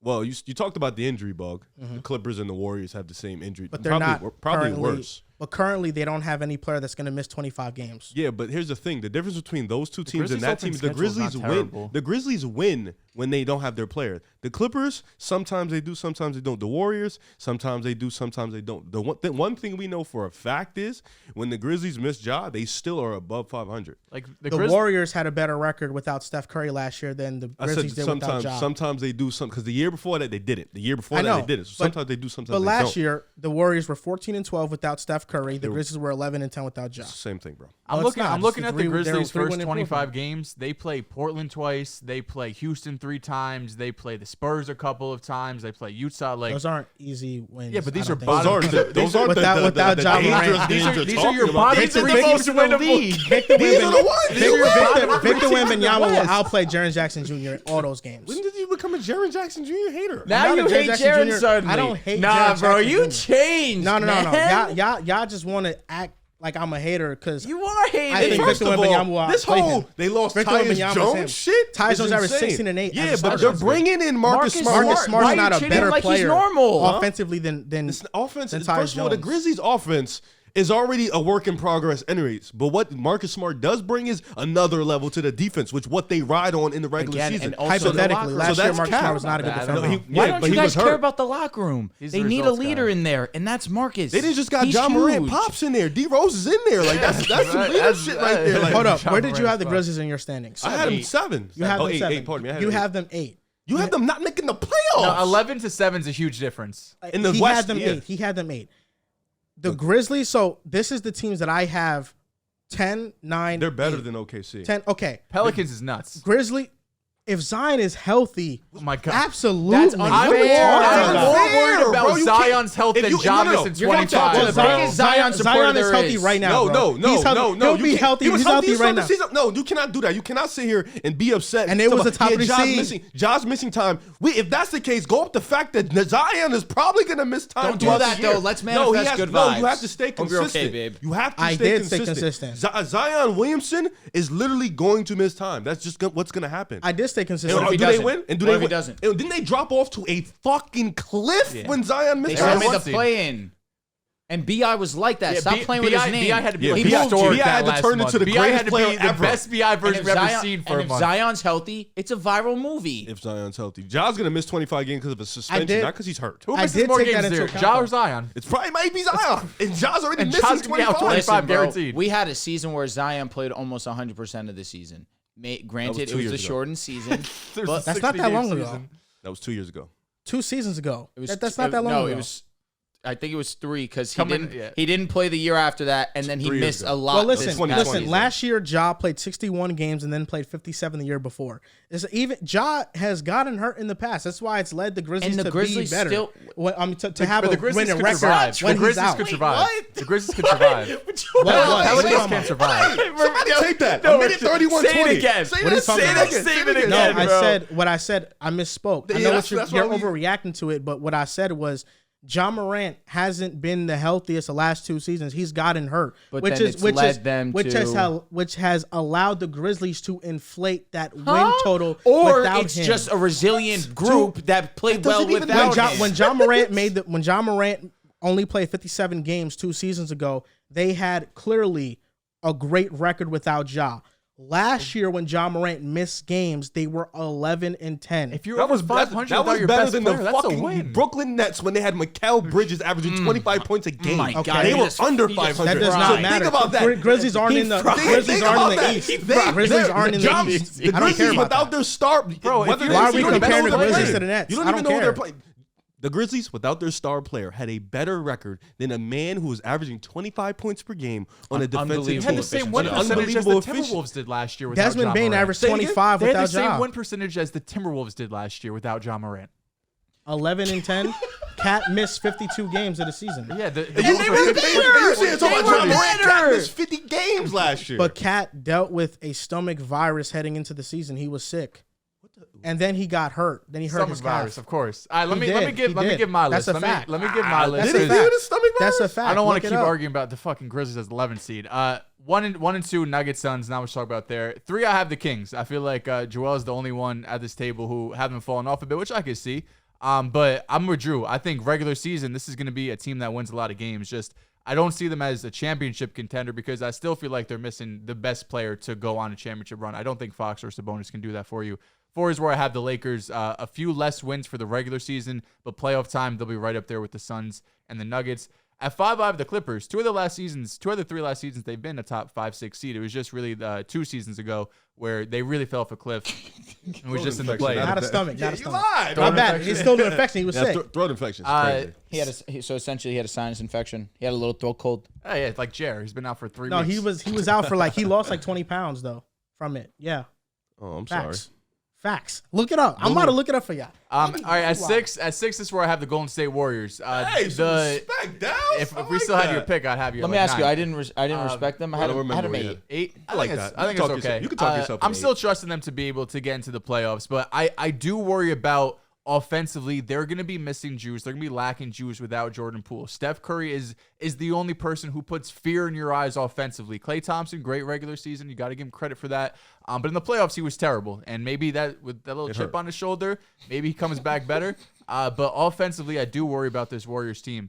7 is where I have the Grizzlies. I'm not seeing them as that top 2 seed that they were last year, the last couple of seasons. No. But I still think they're a firm play-in team, if not playoff team. I am more on the side that they will be a top 6 team than 11 through 15. This is still a really You disrespected this is the still shit a out of really them. talented Cook with team. grease, It's Dehls. well coached. You got They're Jaren not Jackson that and good. Bane for the first 25 games to carry the load. Bringing in Marcus Smart.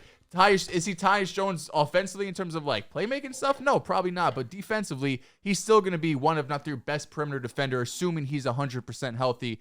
At 8, I did make a switch. This is where I have the Timberwolves. I had them at 10, but I will switch them to 8 here with a different team. 10? I have them at 8 right now.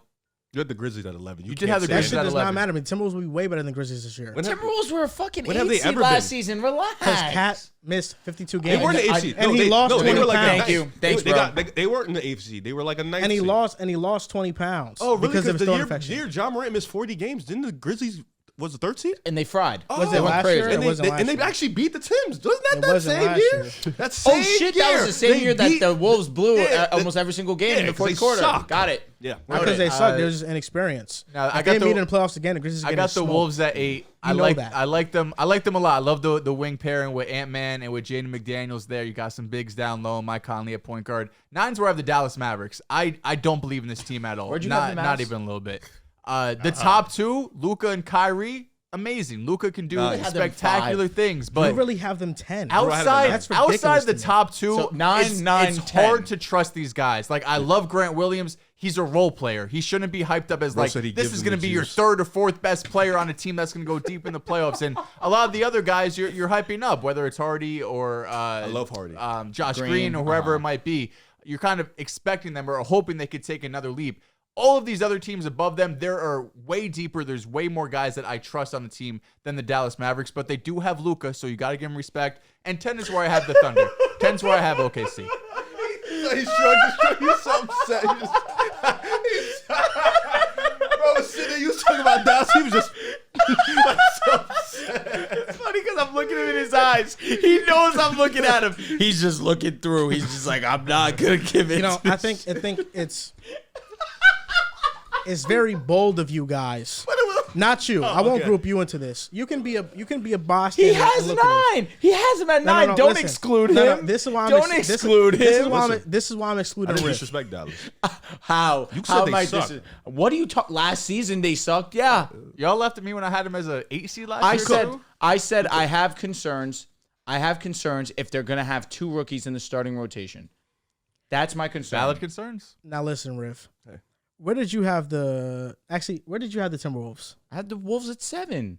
I had him at 3. You had them at 3. have them Okay. at You respected them as hell. I do respect. I like you that you respected the Timberwolves. This is what I gotta say. I think it's very bold of you guys. Listen, Riv, he can call me a Grizzlies hater all he wants. I don't care. I have proof for that. I don't care about that.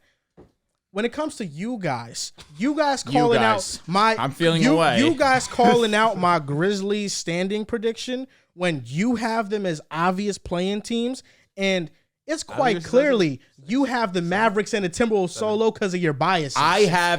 Here's the thing. I like. It's bias. I like the Wolves. The Timberwolves. I got something against the Wolves. You're biased against What do I Luka. have? You're biased against Luka. Yes, you are. Was I not right about the Mavs last year? Yeah, was I not right about the Mavs last year either? Were you not wrong about the Kings? Were you not wrong about the Kings? Yes, y'all was wrong about. Yeah. Y'all was wrong about the Sacramento Kings, baby. Y'all was wrong about the Kings. Stop playing. I had the Kings making the playoffs. Yes, I did. You had the Kings on the playoffs. No, I had the Kings making the playoffs. I had the Kings making the playoffs. That's not true. I had the Kings making the playoffs. I had the Kings making the playoffs. I had the Kings making the playoffs. No, I had the Kings making the playoffs. Like 11. He tried to get out of that. Nah, you Nobody had them as a top 3 seed. You had the Kings as a player. Bugging out. 8th seed. I had them making the playoffs. No, you had the Kings as a playing So team. let me though. ask you a question. What's the fucking Playing difference is with me 7 having to the 10. Timberwolves at 7 and you saying this, and I'm apparently disrespecting the Wolves? The Timberwolves are quite easily a top 5 I team. also in the have the Western Mavericks in the play-in. I have them in the play-in. The Timberwolves are You quite. don't have the Grizzlies in the play-in. Because the Grizzlies are not going to have Ja for 25 games. Okay. That's a fact. That's They got okay. worse. They lost Tyus Jones and Dylan Brooks. Marcus Y'all Smart. act like those players don't matter. Dylan Brooks is a better defender than Marcus Smart. Regular season. Dylan Brooks is a better defender than Marcus Smart. Offense Regular season, down. he's fine. Marcus Smart doesn't put an offense down. Not really. to Dylan Not Brooks, last bro. year. Not to the He's a degree better Dylan Brooks. playmaker than Dylan Brooks. Okay, By he's far. not a better He's playmaker than better Tyus shooter. Jones. He's not a better shooter than Tyus No, Jones. He's not nothing. But he's a not better the- defender than But you're Tyus talking about Jones. Marcus Smart replacing the value of Dylan Brooks and Intangibles. Tyus Jones. You just said that bum ass Intangibles. Dylan Brooks is gonna drop. Like, what are you talking about? Why are we They ignoring wanted him go- They intangibles? wanted him gone. Casuals. They're They casuals. wanted him gone. Marcus Smart does they not. literally wanted him Marcus gone. Smart They told him he's not coming back. Marcus Smart does not replace the value of Tyus Jones and Dylan Brooks. Joel, he doesn't replace Joel, both. answer me this question. When Marcus Smart got traded off the Celtics, why were you so upset even though you got Kristaps Porzingis? He was the leader. 'Cause He he's a was- Celtics fan. He's the glue guy. He was, fuck? he was a leader and he was a glue guy. So you're telling me Dylan Brooks ain't a fucking that a, glue guy? that a He's team bad glue. that desperately needed some leadership just picked up one of the best leaders in the game? They definitely did. No, but one of the best leaders is crazy. He For the glazes Celtics? Marcus Oh, Smart. the Why are we Celt- gonna ask him about Marcus Smart? How do I Marcus glaze Smart it? does not make the Grizzlies dramatically He's the better. only- Let's stop acting like the Grizzlies with Marcus Smart. Now it's spooky vibes. I hate that he just made Oh my God! When Marcus Smart, the Grizzlies are they're spooky. Oh my God! We're looking out for this just team. have to be No, fine wait a about minute. it. He doesn't make the Grizzlies better. Don't do that because you was in the offseason talking about, yeah, Dallas got Seth Curry and Olivier Prosper. Seth and Curry, Derek Lively. awesome Like, shooter. don't do Grant that. Williams. Max. Yes. I like Derek Lively. But ultimately, guard. the Mavericks, the reason why I'm howling the Mavericks is not because of none of those players. Those were good additions, but I'm howling them because Luka ain't gonna miss the playoffs twice in a row. Who's their third He's best not gonna player? do that. Who's their third best player? I don't care. Riv, help Who's me. the top Help two? me, It's bro. Luka and Kyrie. Okay. I don't care. Yeah. You talking about Glaze and Marcus Luka- Smart. Oh my God. Boy. I'd rather glaze Luka than Marcus Smart. I would glaze Marcus Smart over Luka? I'd rather glaze Luka. Luka is him. 1 minute. 1 hour, 40 minutes. That was crazy. Luka is him. Luka is him. Oh, nah, bro. Yo, finish up your list. I didn't do the lottery. Pels 11, Spurs 12, Rockets 13, Blazers 14, Jazz 15. Pick a side on me. Make sure you catch that. That was crazy. Nah, but who's the third best player on Dallas? I don't even know. It probably might be Jaden Hardy. It could be Josh Green. It could be Tim Hardaway Is Jr. that a team that can make a deep playoff I run? have him as a 9th seed. I don't see it. I don't. Luka, that's a backpacking of all backpacking. He's able to I can do see it. Luka. When headache when from when the last- I can see Mavericks Luka backpacking him to like a 6th seed though. when the Mavericks made the conference finals, you would have looked at that roster and said, "There's no way they do." Jalen Brunson's no not way. on the team no more, bro. He's Kyrie's spinning. better than Jalen Oh, wait, I Brunson forgot at the about that. time. I'm just At the kidding. time. I'm just kidding. At the time, That was 3 years ago. Jalen Brunson is better than Kyrie right now. Yes. Like no cap. Yeah, I would rather have Jalen Brunson 50, than 40, Kyrie. 90 still. But that's because of all the other 31 extra points shit, per right? game in Like, the yeah. versus Miami Heat. Kyrie. Jalen Brunson has had a better playoff run this past playoffs than Kyrie's had in like 5 years. Wait, Kyrie's almost a 50, 40, 90. That's what I just Yes. said. But Jalen Brunson, I think, is better than Kyrie right now. Kyrie He, thought LeBron. no, bro. He wasn't That's all 50, I'm 40, saying. 90. He was 50, 39, and 90. Just so you know, bro. think it's Because close. I remember I being think it's called out close. on that. I think it's close, but I think what separates the two right now is just the playoffs. Jalen Brunson has had better playoffs. Jalen than Brunson Kyrie. can lead a team better, but both of them are not Yes. ideal number one. I think like as a second option, it's a toss up. And if you want Kyrie rather than Jalen Brunson, It's I a wouldn't what? mind. So off playoffs alone, so why As a is second option It's toss up? between Kyrie Jalen and Brunson and are Kyrie close. If you want to say one or the you other, think so? they're right now? incredibly yes. close, especially what Brunson Jalen brings as a Brunson leader. has been a secondary for what, 2 years? I would say like I think actually last year 2 seasons ago when Brunson was with the Mavericks, that was his first real year as a secondary. So let me ask you a question, because playoffs included. So is Jalen Brunson better than SGA? Fuck no. No. Don't be silly. That's a tough question. It's not a tough No, it's question. not a tough It's question. like dead ass not It's tough. not. I will walk out if you say Jalen Brunson led the Knicks to the I playoffs. would walk out if you say Jalen Brunson. He was in the East. You just told me about the East. He's in the East. I will walk out right now. Please, relax. have some fucking I love respect. Jalen Brunson too. SGA is but- better than Kyrie though. Yes, Yeah, he he's is. better than both of them He's dweebs. one Don't of the have best some point guards in the respect. league, bro. He's top. I do point respect guard. Shea. We was here for You a said it long was a time. tough question. That wasn't tough. It's my guy Jalen Brunson, You bro. were barely a Knicks fan. What do you mean Crying barely a to Knicks God. fan? I just posted Jalen Brunson on my story. Yeah, that was a shocker. I haven't seen That, you that do was a in long shocker. time. No, it was not a It's shocker. been all Dallas and I Luka seen over he the was last looking fucking- handsome. I posted him. You It's simple. You posted because he was handsome? Yes. The Braves was looking like yours right now. This is better than mine. He got more hair. I just think he got his hair done more recently than you. Probably. Yeah. Because when he gets his hair done, No, more Riv's recent- sexy. Yeah. Thanks, appreciate you. Yeah. Y'all all sexy too. Listen. Ultimately, it's Luka and Kyrie. As long as they got those two, they're gonna be fine. Luka and Kyrie. That's It's another Luka and one. Kyrie. Say it out loud. And Western, Luka and So Kyrie. if that's the case. say it out I'm loud. gonna say That that's was every team. dumb fucking funny, bro. That Dehls was is so a jokester. funny. Dehls is a jokester. He got trashed with that I one. did get Just trashed say with it that out loud. Dak Prescott, Mike McCarthy. Hate had to be you. Hate had to be you. I don't. Yo, you cooked up with that one like you came into the show thinking. Yeah. I wasn't on the fly. No, that's fine. Nah, I thought of it. I thought of it Okay. like the night That's before. fine. I did all of my notes for it, and I was like, "This is how I'm gonna open it." Listen, some Say it out rappers loud. they write some raps down. Come into the Not studio, they everything's lay a it down. freestyle. Agreed. No, not everything got to be a freestyle. You want to do our breakout players? I'm with that. Joel, you can go ahead. Actually, Riv, I'm sorry, bro. How you gonna just take that away from me? Because Riv grabbed his phone, he looked ready to go. I have did my it. computer and my notes right in front of I was me. ready to text. Oh, okay. Go ahead, Joel. Let me go. What? Disrespect. He's not even ready. He's not even ready. So my breakout players, I got a ton of breakout players in the He's West. got one for each team. Well, it's a West standing.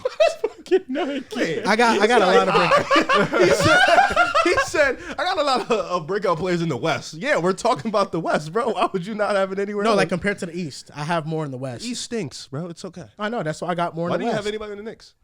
As a breakup. I said Quinn Grimes. Oh, okay. Yeah, He that's did what I have said. QG. Yeah, it was like a late mention though.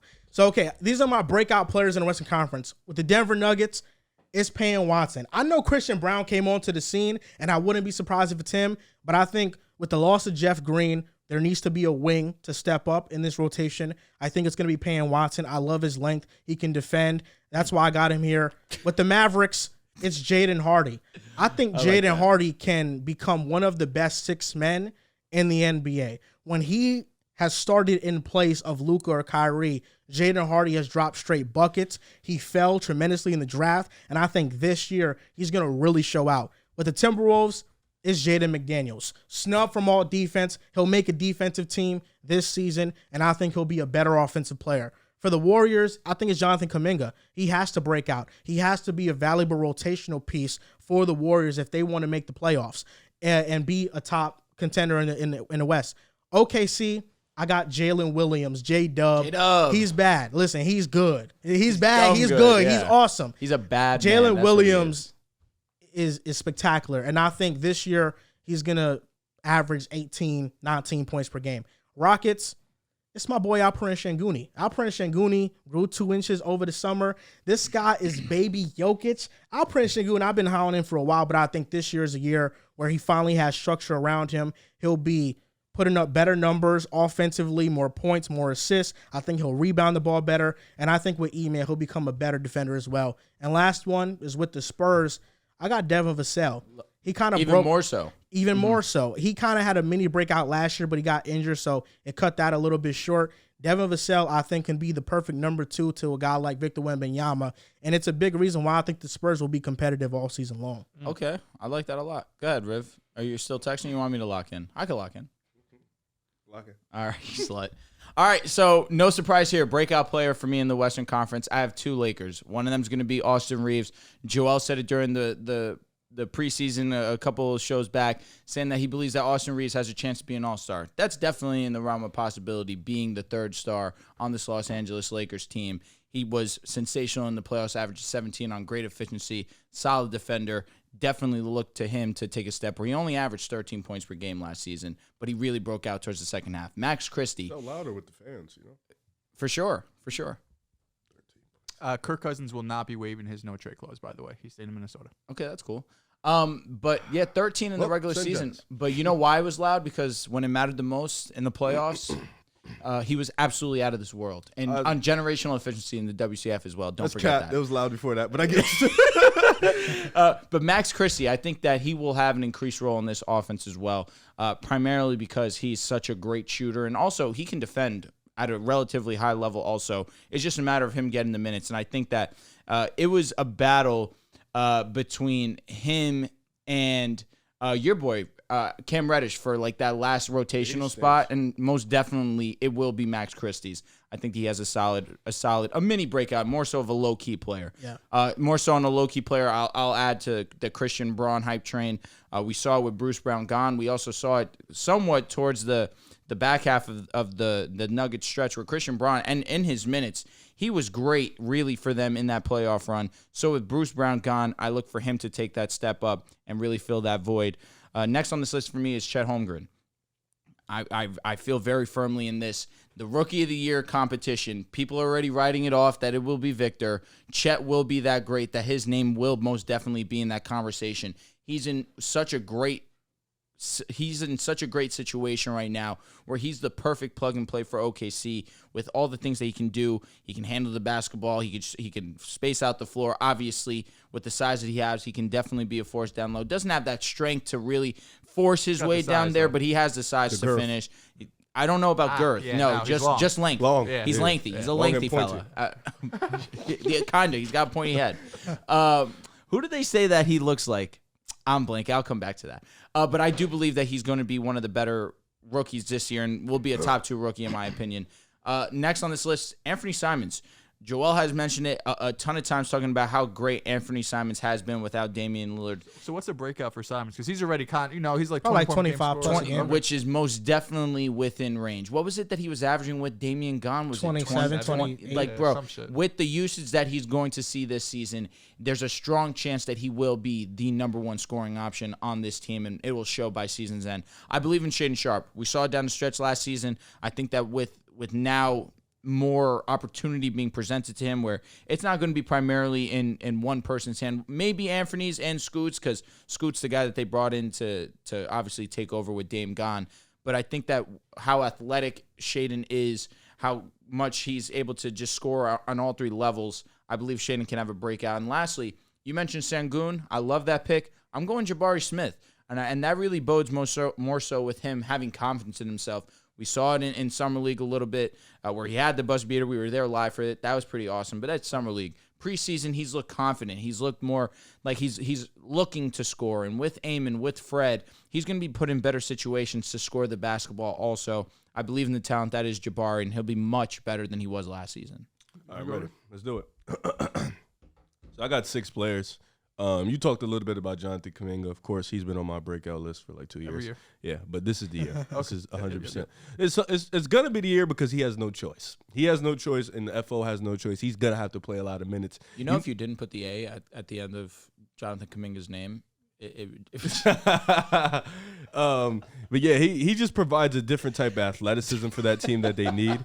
And the defense is there. He was graded as one of the best defenders in the league last year, and he brings a different type of vibe to the team. He's a good roller. He's very athletic, can jump with the best of them. Like you mentioned earlier, Drew, he does have to improve his rebounding because they probably want him to be that Wiggins type, where in the small ball lineups, in the championship run, Wiggins was crucial in the rebounding department when we went small. They want Kuminga to be the same way. Another guy, man, Bones Highland, we here. Really? Yeah, Bones Highland, we here, man. He's been getting a lot of good feedback from Russell Westbrook, Paul George, even Kawhi. Mr. Don't Talk Much. Kawhi. How do you feel about this one? Bones Holland? I don't feel no It's ways. man, Kawhi Leonard, he was talking big about, Kawhi don't speak too much. He's like, he takes a pride in guarding Bones Highland every day in practice. So that's something really good. Okay. And I think Bones Highland coming off the bench after Westbrook, once again, like Kuminga, could bring a difference. Like Dehls said earlier, could bring a different type of juice, swag. Young players got their own flashy vibes. He reminds me in his game a little bit of Jamal Crawford in the sense where he likes to play loose with his handles, be creative. Another guy, like Joel mentioned, Peyton Watson. I think he has really good defensive instincts. He has the size, 6'7", 6'8", long arms, pretty athletic. He can be that other stopper as where they got Aaron Gordon. You could definitely have Christian Brown's a good defender, but I think Peyton Watson can be a great defender in the NBA if he gets the right minutes. I think he could be that next guy, just has to continue to improve the three-pointer. Jalen Green, we're here. Yeah. I love that we all have Rockets. Yeah, we're here. I'm Houston. I post them every day. We're here. Jalen Making me Green. regret having them 15, honestly, for vibes. Me too. I should have put him 10, but we're here. Jalen Green. Jalen Green breakout, man. He looks like he's gonna be a fine young player. And I hated on him before, but now I'm here because I'm a Rockets fan. Remember when I got absolutely destroyed for saying that? Yeah. And now it's the status quo? Whatever, man. Next guy, I got two Dallas Mavericks on here. Josh Green. I think he'll just improve his game as a three-point shooter. He'll be a little bit more in a creative role. Just being able to, get the cuts, attack mismatches, defensively just improve, become a notable name in the league as a great defender, being great off ball. I think he can definitely be one of the best off ball players in the league in terms of just cutting to the basket, backdoor cuts, seeing and reading defenses. And then Jaden Hardy, like Joel mentioned, could be one of the best six-mans in the league. He is a bona fide scorer. That's what he was coming out of when he went to OT. No, he didn't go to OT. He went to the G League. Yeah, so coming out of that, he was always looked at as a great scorer. He fell in drive because he was pretty inefficient, but in this league, I think this fits more his game. And those are my breakout players, man. I like them. I got two. First one's gonna be Trey Murphy, Pelicans. Trey Murphy's a good name. Like that. It's the injury is concerning. Obviously, he's gonna miss probably a month or two of the season. And he already had a mini breakout last year, right? His rookie year, he was kind of a back end rotation guy, playing like 12, 13 minutes. And last year, when Brandon Ingram missed 2 months really to start the season, Trey Murphy was the one who stepped in, and he was phenomenal. The fuck out. He really was. He put up 14 and 4. He was nearly a 50-40-90 player, 65% true shooting. And they need him because once BI went out, they need someone 6'9". He's got the length, athleticism to fill that role nicely. Really, the only thing that's stopping him is one, the injury, and two, kind of how the Pelicans want to run the rotation. Do they want to be more defensive? If that's the case, it'll probably be Herb Jones. If they want to go more offensive, then it'll probably be Trey Murphy. But they really have the choice to do either because you have CJ, BI, Zion, and Jonas really locked in there in the starting five. So it's between him and Herb Jones to who gets that fifth spot. And to start the year, at least, it will be Herb. But I'm assuming that what Trey Murphy showed them offensively, especially as a shooter, he'll get more looks as time goes on.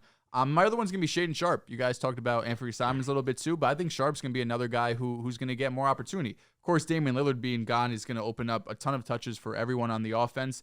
And last season for Sharpe, to majority of the season, he wasn't getting as many looks offensively because you had Dame there and you had Anthony Simons. And I don't want to take just the last month those of the April season, runs, man. Because those April runs, they could move people, but they could also screw you. But he had, in those final 10 games, 8 of them, he scored 20 or more. He had multiple games where he had 4 or more three-pointers. He rebounded well, was putting up 7-8 rebounds. He even had a game with 4 steals. We know coming out of college, he didn't play, obviously, but he had all of the hype because he was so great in high school, but just never got to show it. But now he got, top 10 pick. He even without playing in college was still, scouts and front office people said, we don't really care. He's that talented that we don't have to see what he did for this past season. We're still going to take him top 10. So he has the talent to do it. It's just really the offense with Scoot there and Simons, how many looks does he get to put up his numbers? What's up? Hey. You've just been locked in on that phone for the last time. I've been trying to look for the TikTok where we have our NBA standings. It's a hamstring, right? Because the Kings comment bothered me. He's not playing for the rest of the year. Did you find it? Jed is out 4 to 6. Schefter said. No. Well, no. He's 4 to 6. He's out for. Okay. I'm saying he's probably not going to play for the rest of the year. That shatters the record. That's horrible, bro. Damn, that sucks. That'd be terrible. That really does suck, man. Pace. Holy shit. Why is that the case, man? Bro, how about you just look for it after the show? I thought I could find it, bro. That's all right. I usually find things quick. You do. You know why, bro? I'm projecting. I just really, I couldn't find it anywhere. Because if I ask, takes Holy forever shit, to find I gotta something. look for it in an episode. Damn it. Now, before we get out of here, I want to do 2 things. I want to do, one of them is I want to do a Would You Rather on Shea. Because we know that he was a top 10 player according to ESPN. And a lot of people call him overrated now because of that.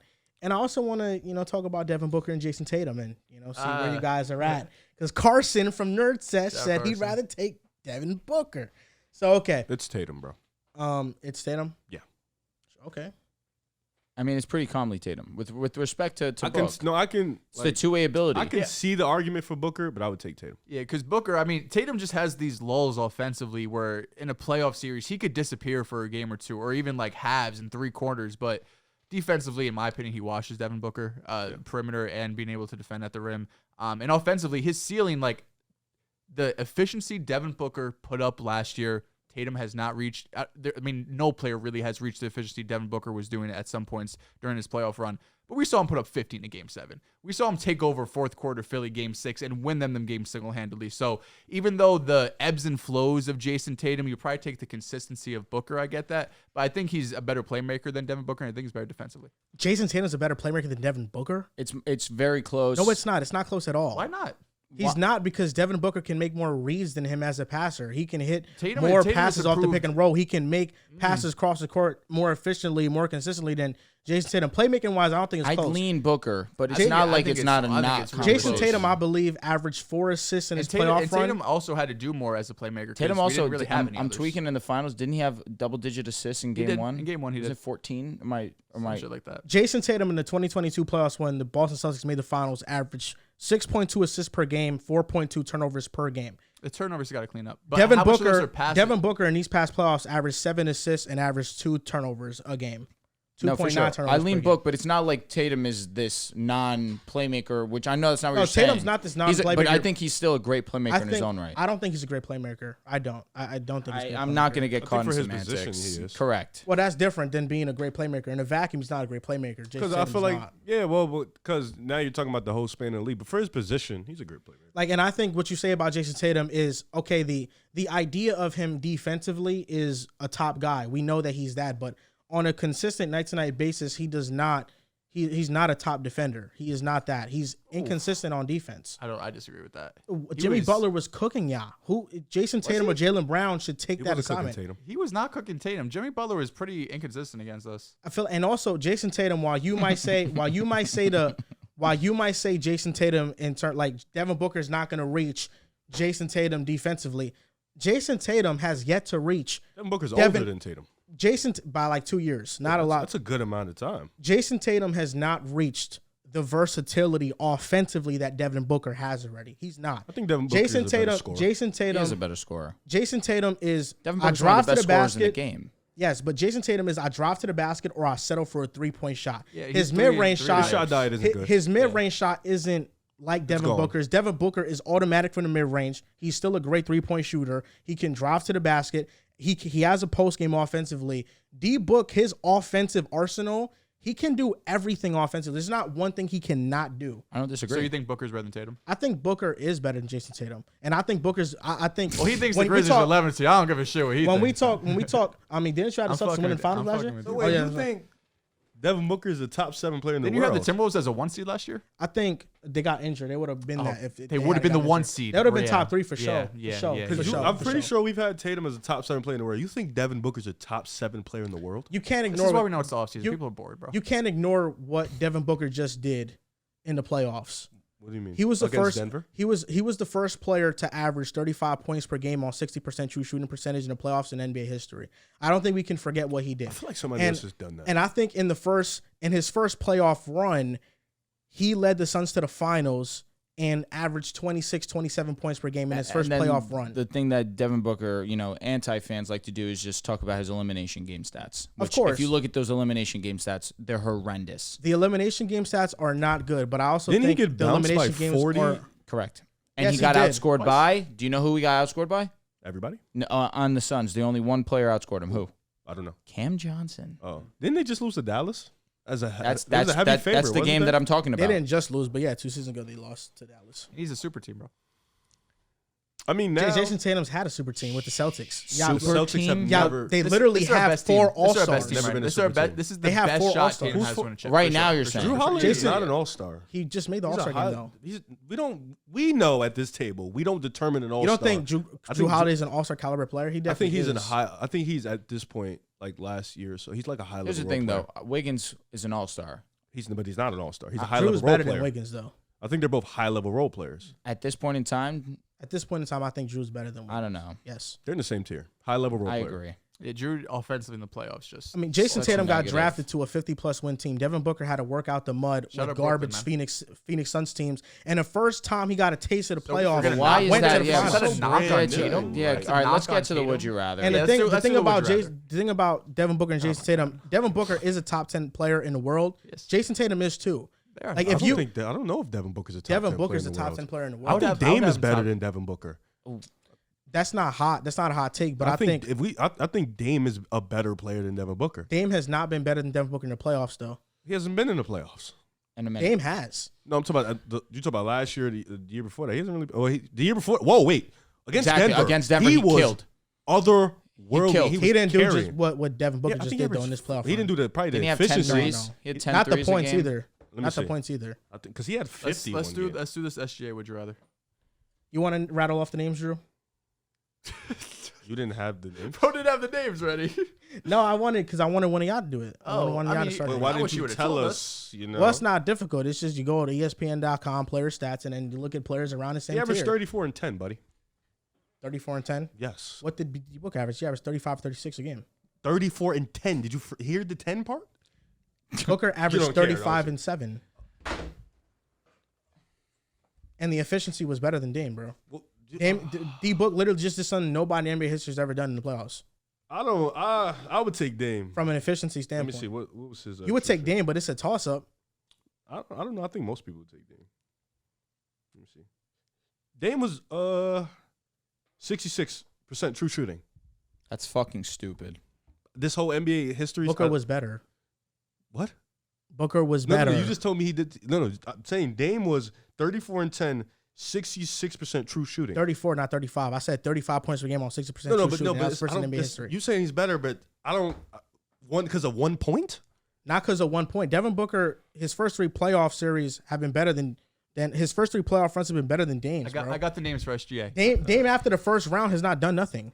He's been bad in the You're playoffs. going to talk about that series. You talk about that year when Devin Booker played an injured team every time. That's fine. You know. But then this year he didn't, and he just averaged 35. He did. You lied. The Clippers didn't have Clippers their were stars. You got But again. Kawhi was still there One for game. 2. Game? Yeah. No, it was 2. 1 or 2 games. He had I a think it was 2 meniscus games. tear in the second game. Yeah, And Kawhi Devin- outplayed him. he did. Damian Lillard, outside the first round, Dame does not play well in the playoffs, right? Yeah. His field goal percentage, his It true drops shooting for sure. percentage, How many it games drops. does he have outside the first round? It's been about it's like a- 3-4 It's series a now. good amount. It's nothing. One time he played the Spurs. Yeah. So, and he was young. He played the Warriors twice outside the first round, I Warriors. believe. Or it was once. It was the Western Conference Finals. Oh, yeah, the first round. But yeah. that was the Western Conference Finals that I think he averaged 30. KD did not play in that series at all. He didn't. No. Here we go. Would you rather SGA edition? We just talked about this player, Devin Booker, Devin I would Booker. take Devin Booker. I'm going with so. D-Book. Jimmy Butler. I would still take Jimmy Butler. You got to respect Jimmy and what he just did. Regular season is SGA. Playoffs is Jimmy Butler. Basketball player in a is Jimmy vacuum is Butler. Jimmy Butler right now. Damian Lillard. Dame. I'm going to go with Dame. But it's definitely a conversation I'm willing to sit down and have. But I lean Dame for the offensive upside. I think right now where SGA is slated, he's like a little bit below a guy like Dame. But the offense is right there with him, and defensively he can defend too. Mm-hmm. Just in terms of the would you rather, I think I would rather SGA. What about Kawhi? Kawhi healthy is Kawhi. Kawhi healthy is better than SJ. Kawhi healthy, the answer is Kawhi. But Mm-hmm. they're just not being able to rely on Kawhi at all, I have to go with SGA. John Moran. John Morant.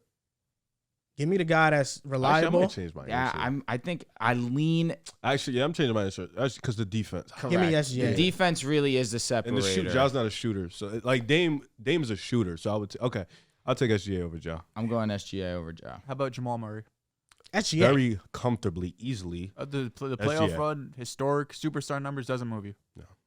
He has to have doesn't an move He you. has to have an all-star regular season first. Does he? When he averages 28 in the postseason, Doesn't move me. in the finals averages No, it double-digit moves me. assists. What he did no, moves me. I'm moved. Doesn't move- He's not SGA. Doesn't- Let's get that so out the then it way. doesn't move me. But Jamal Murray is definitely needs more respect than what you're giving. It was him an right easy now. Jamal Murray for both of you guys. That's Yeah, all. what are we doing here? We had the same easy. I'm not saying it's easy. You definitely No, said. you two didn't. He Oh, waited. He yeah, paused. what type of, why do I need to give him respect? We talk about, Again, in terms because of him of versus playoff- SGA. SGA is, easily better. Easily? Yes, easily better. What are we doing here? Easily?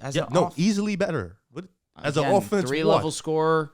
SGA just averaged 31 in the regular season. And in the postseason, on the biggest stage, he averaged 28 and unbelievable efficiency. But SGA led a team to the play-in that wasn't supposed and to be also in the play-in. finals, and a team that Jokic Who's is a better on. basketball The answer's player? SGA because of the defense. All right, that's. So But again, I don't Just want because you of to the defense, offensively, SGA is better. No, but it's on top of being a great offensive player, he also has the defense to go with him, where Jamal is a great offensive player in his own right, great facilitator, great 3-level scorer. I've been doing basically all guards and wings, but this guy, there's a very fluctuation between where he SGA. should be ranked. SGA or Joel Embiid? SGA. We're here. Joel Embiid just won MVP. The one gives a shit, too. the most non-movable MVP I've ever seen in my life. That's the real Mickey Mouse MVP? He's a Mickey Mouse, man. Mickey Mouse superstar. No, it's Embiid, but I would take it. I'll go Embiid as well. I'm going Joel Embiid. And we'll finish off with this: LeBron James. LeBron James. It's still LeBron. LeBron. Okay. Do you think that Joel Embiid is a top 10 player? Yes. I think he's by the skin of his fucking He's teeth. closer to still 10 in than top 5 10. for sure. He's in that 8-10 range. Like if it's Jason Tatum or Embiid, I'd rather Out Jason. Jason Tatum. Tatum. Jimmy Butler or Embiid, Jimmy. But that's close. Jimmy. Damian Lillard or Embiid. Embiid. I think that's where I cut. Like I probably have Embiid at 9, 10, and Dame at 10. Jimmy 11. deserved to be a top 10 player. For sure. ESPN bugged out. That shit was terrible. It was bad. Ant-Man or SGA? I would rather Ant-Man, but Who's right now better? SGA is better in regular season. Okay. Yeah, So but in the regular season, but in the playoffs, Anthony Edwards turns to a different beast. He's So why Michael didn't you Jordan pick in the Jamal? playoffs. So why didn't you That's pick Jamal? exactly what you that's you why, catch bro. yourself. So why didn't you pick Jamal? Jamal, the gap between what Jamal and Edwards does in a regular season are different. Jamal Murray's not an all-star in a regular season. Anthony Edwards is an He all-star just in a regular became season. one. Yeah, in his third season. That's very impressive. No, but you were talking about the playoffs. You said the playoffs is what moves you with Ant-Man. So it should move you with Jamal because Jamal is a superstar in the playoffs. Edwards is averaging 30-plus points per game in the playoffs. And Jamal is averaging 28 on a longer stretch. In Jamal deeper Murray runs. Jamal Murray, for the playoff run he I'm just talking about had, in general. I'm talking I don't like, think he averaged 20. I much think he he averaged 24, 25, Who? around Jamal. there. In this playoff last run? year. It's about last year. Yeah, last year Jamal Murray in the playoff run, he didn't average 28. How much He he averaged, I averaged? think, 25, 26. 25 Which is still 4 rounds exceptional. is In way 20 different. games, he averaged 26, 7 assists, 6 rebounds. I would take that over 30 in one round in a 5-game series. That's a fact. Yeah, but I think Anthony Edwards is a better player than Jamal Murray. Like he is. No, And that's why the I'm same not thing I told you SGA. I told you SGA was better than the Jamal Murray. efficiency Though. was stupid. 47% from the field, 40% from 3, 93% from the free throw line. Unbelievable. Bonkers. You're not gonna argue with me with SGA and Jamal. I think SGA is better. No, but I'm talking about your reasoning though. Your Wrap up reasoning. the show without me, bro. I'm about to piss myself. My reasoning for Ant-Man, all-star regular season, playoff riser in the playoffs. That's why. I told you I'd rather Anthony Edwards, but I think SGA is a better player right now. So last name, do you think that Devin Booker's over Joel Embiid? I'd No, rather have Booker. that's also another guy. Like I think Dame and Booker on the cusp of like Yeah. top 10. I don't think they're top 10, but I think they're on the cusp. But you could argue them into it. You know, When you see him just fail in the playoffs year after year, it's hard to just when you see other guys, dominating the playoffs like Booker Yeah. does. It's hard to just the be 8 like, and 12 are into. Like I feel like 8 and 12 is like Jimmy, Embiid, Dame, Booker. You can argue any of them. I won't give you pushback too much. That's going to do it for episode 318 of the Pick a Side podcast, NBA Western Conference predictions. You guys can follow us on Twitter at Pick a Side Pod, on Instagram and TikTok at Pick a Side Podcast. Make sure to download Mojo Fantasy and use code PAS. subscribe to the Patreon. And also subscribe to the Patreon. Next Patreon, Dehls will be wearing a do-rag. Mr. Do-Rag Dehls will pick the color as well on the show. Thank you guys for listening, and we'll see you guys next time.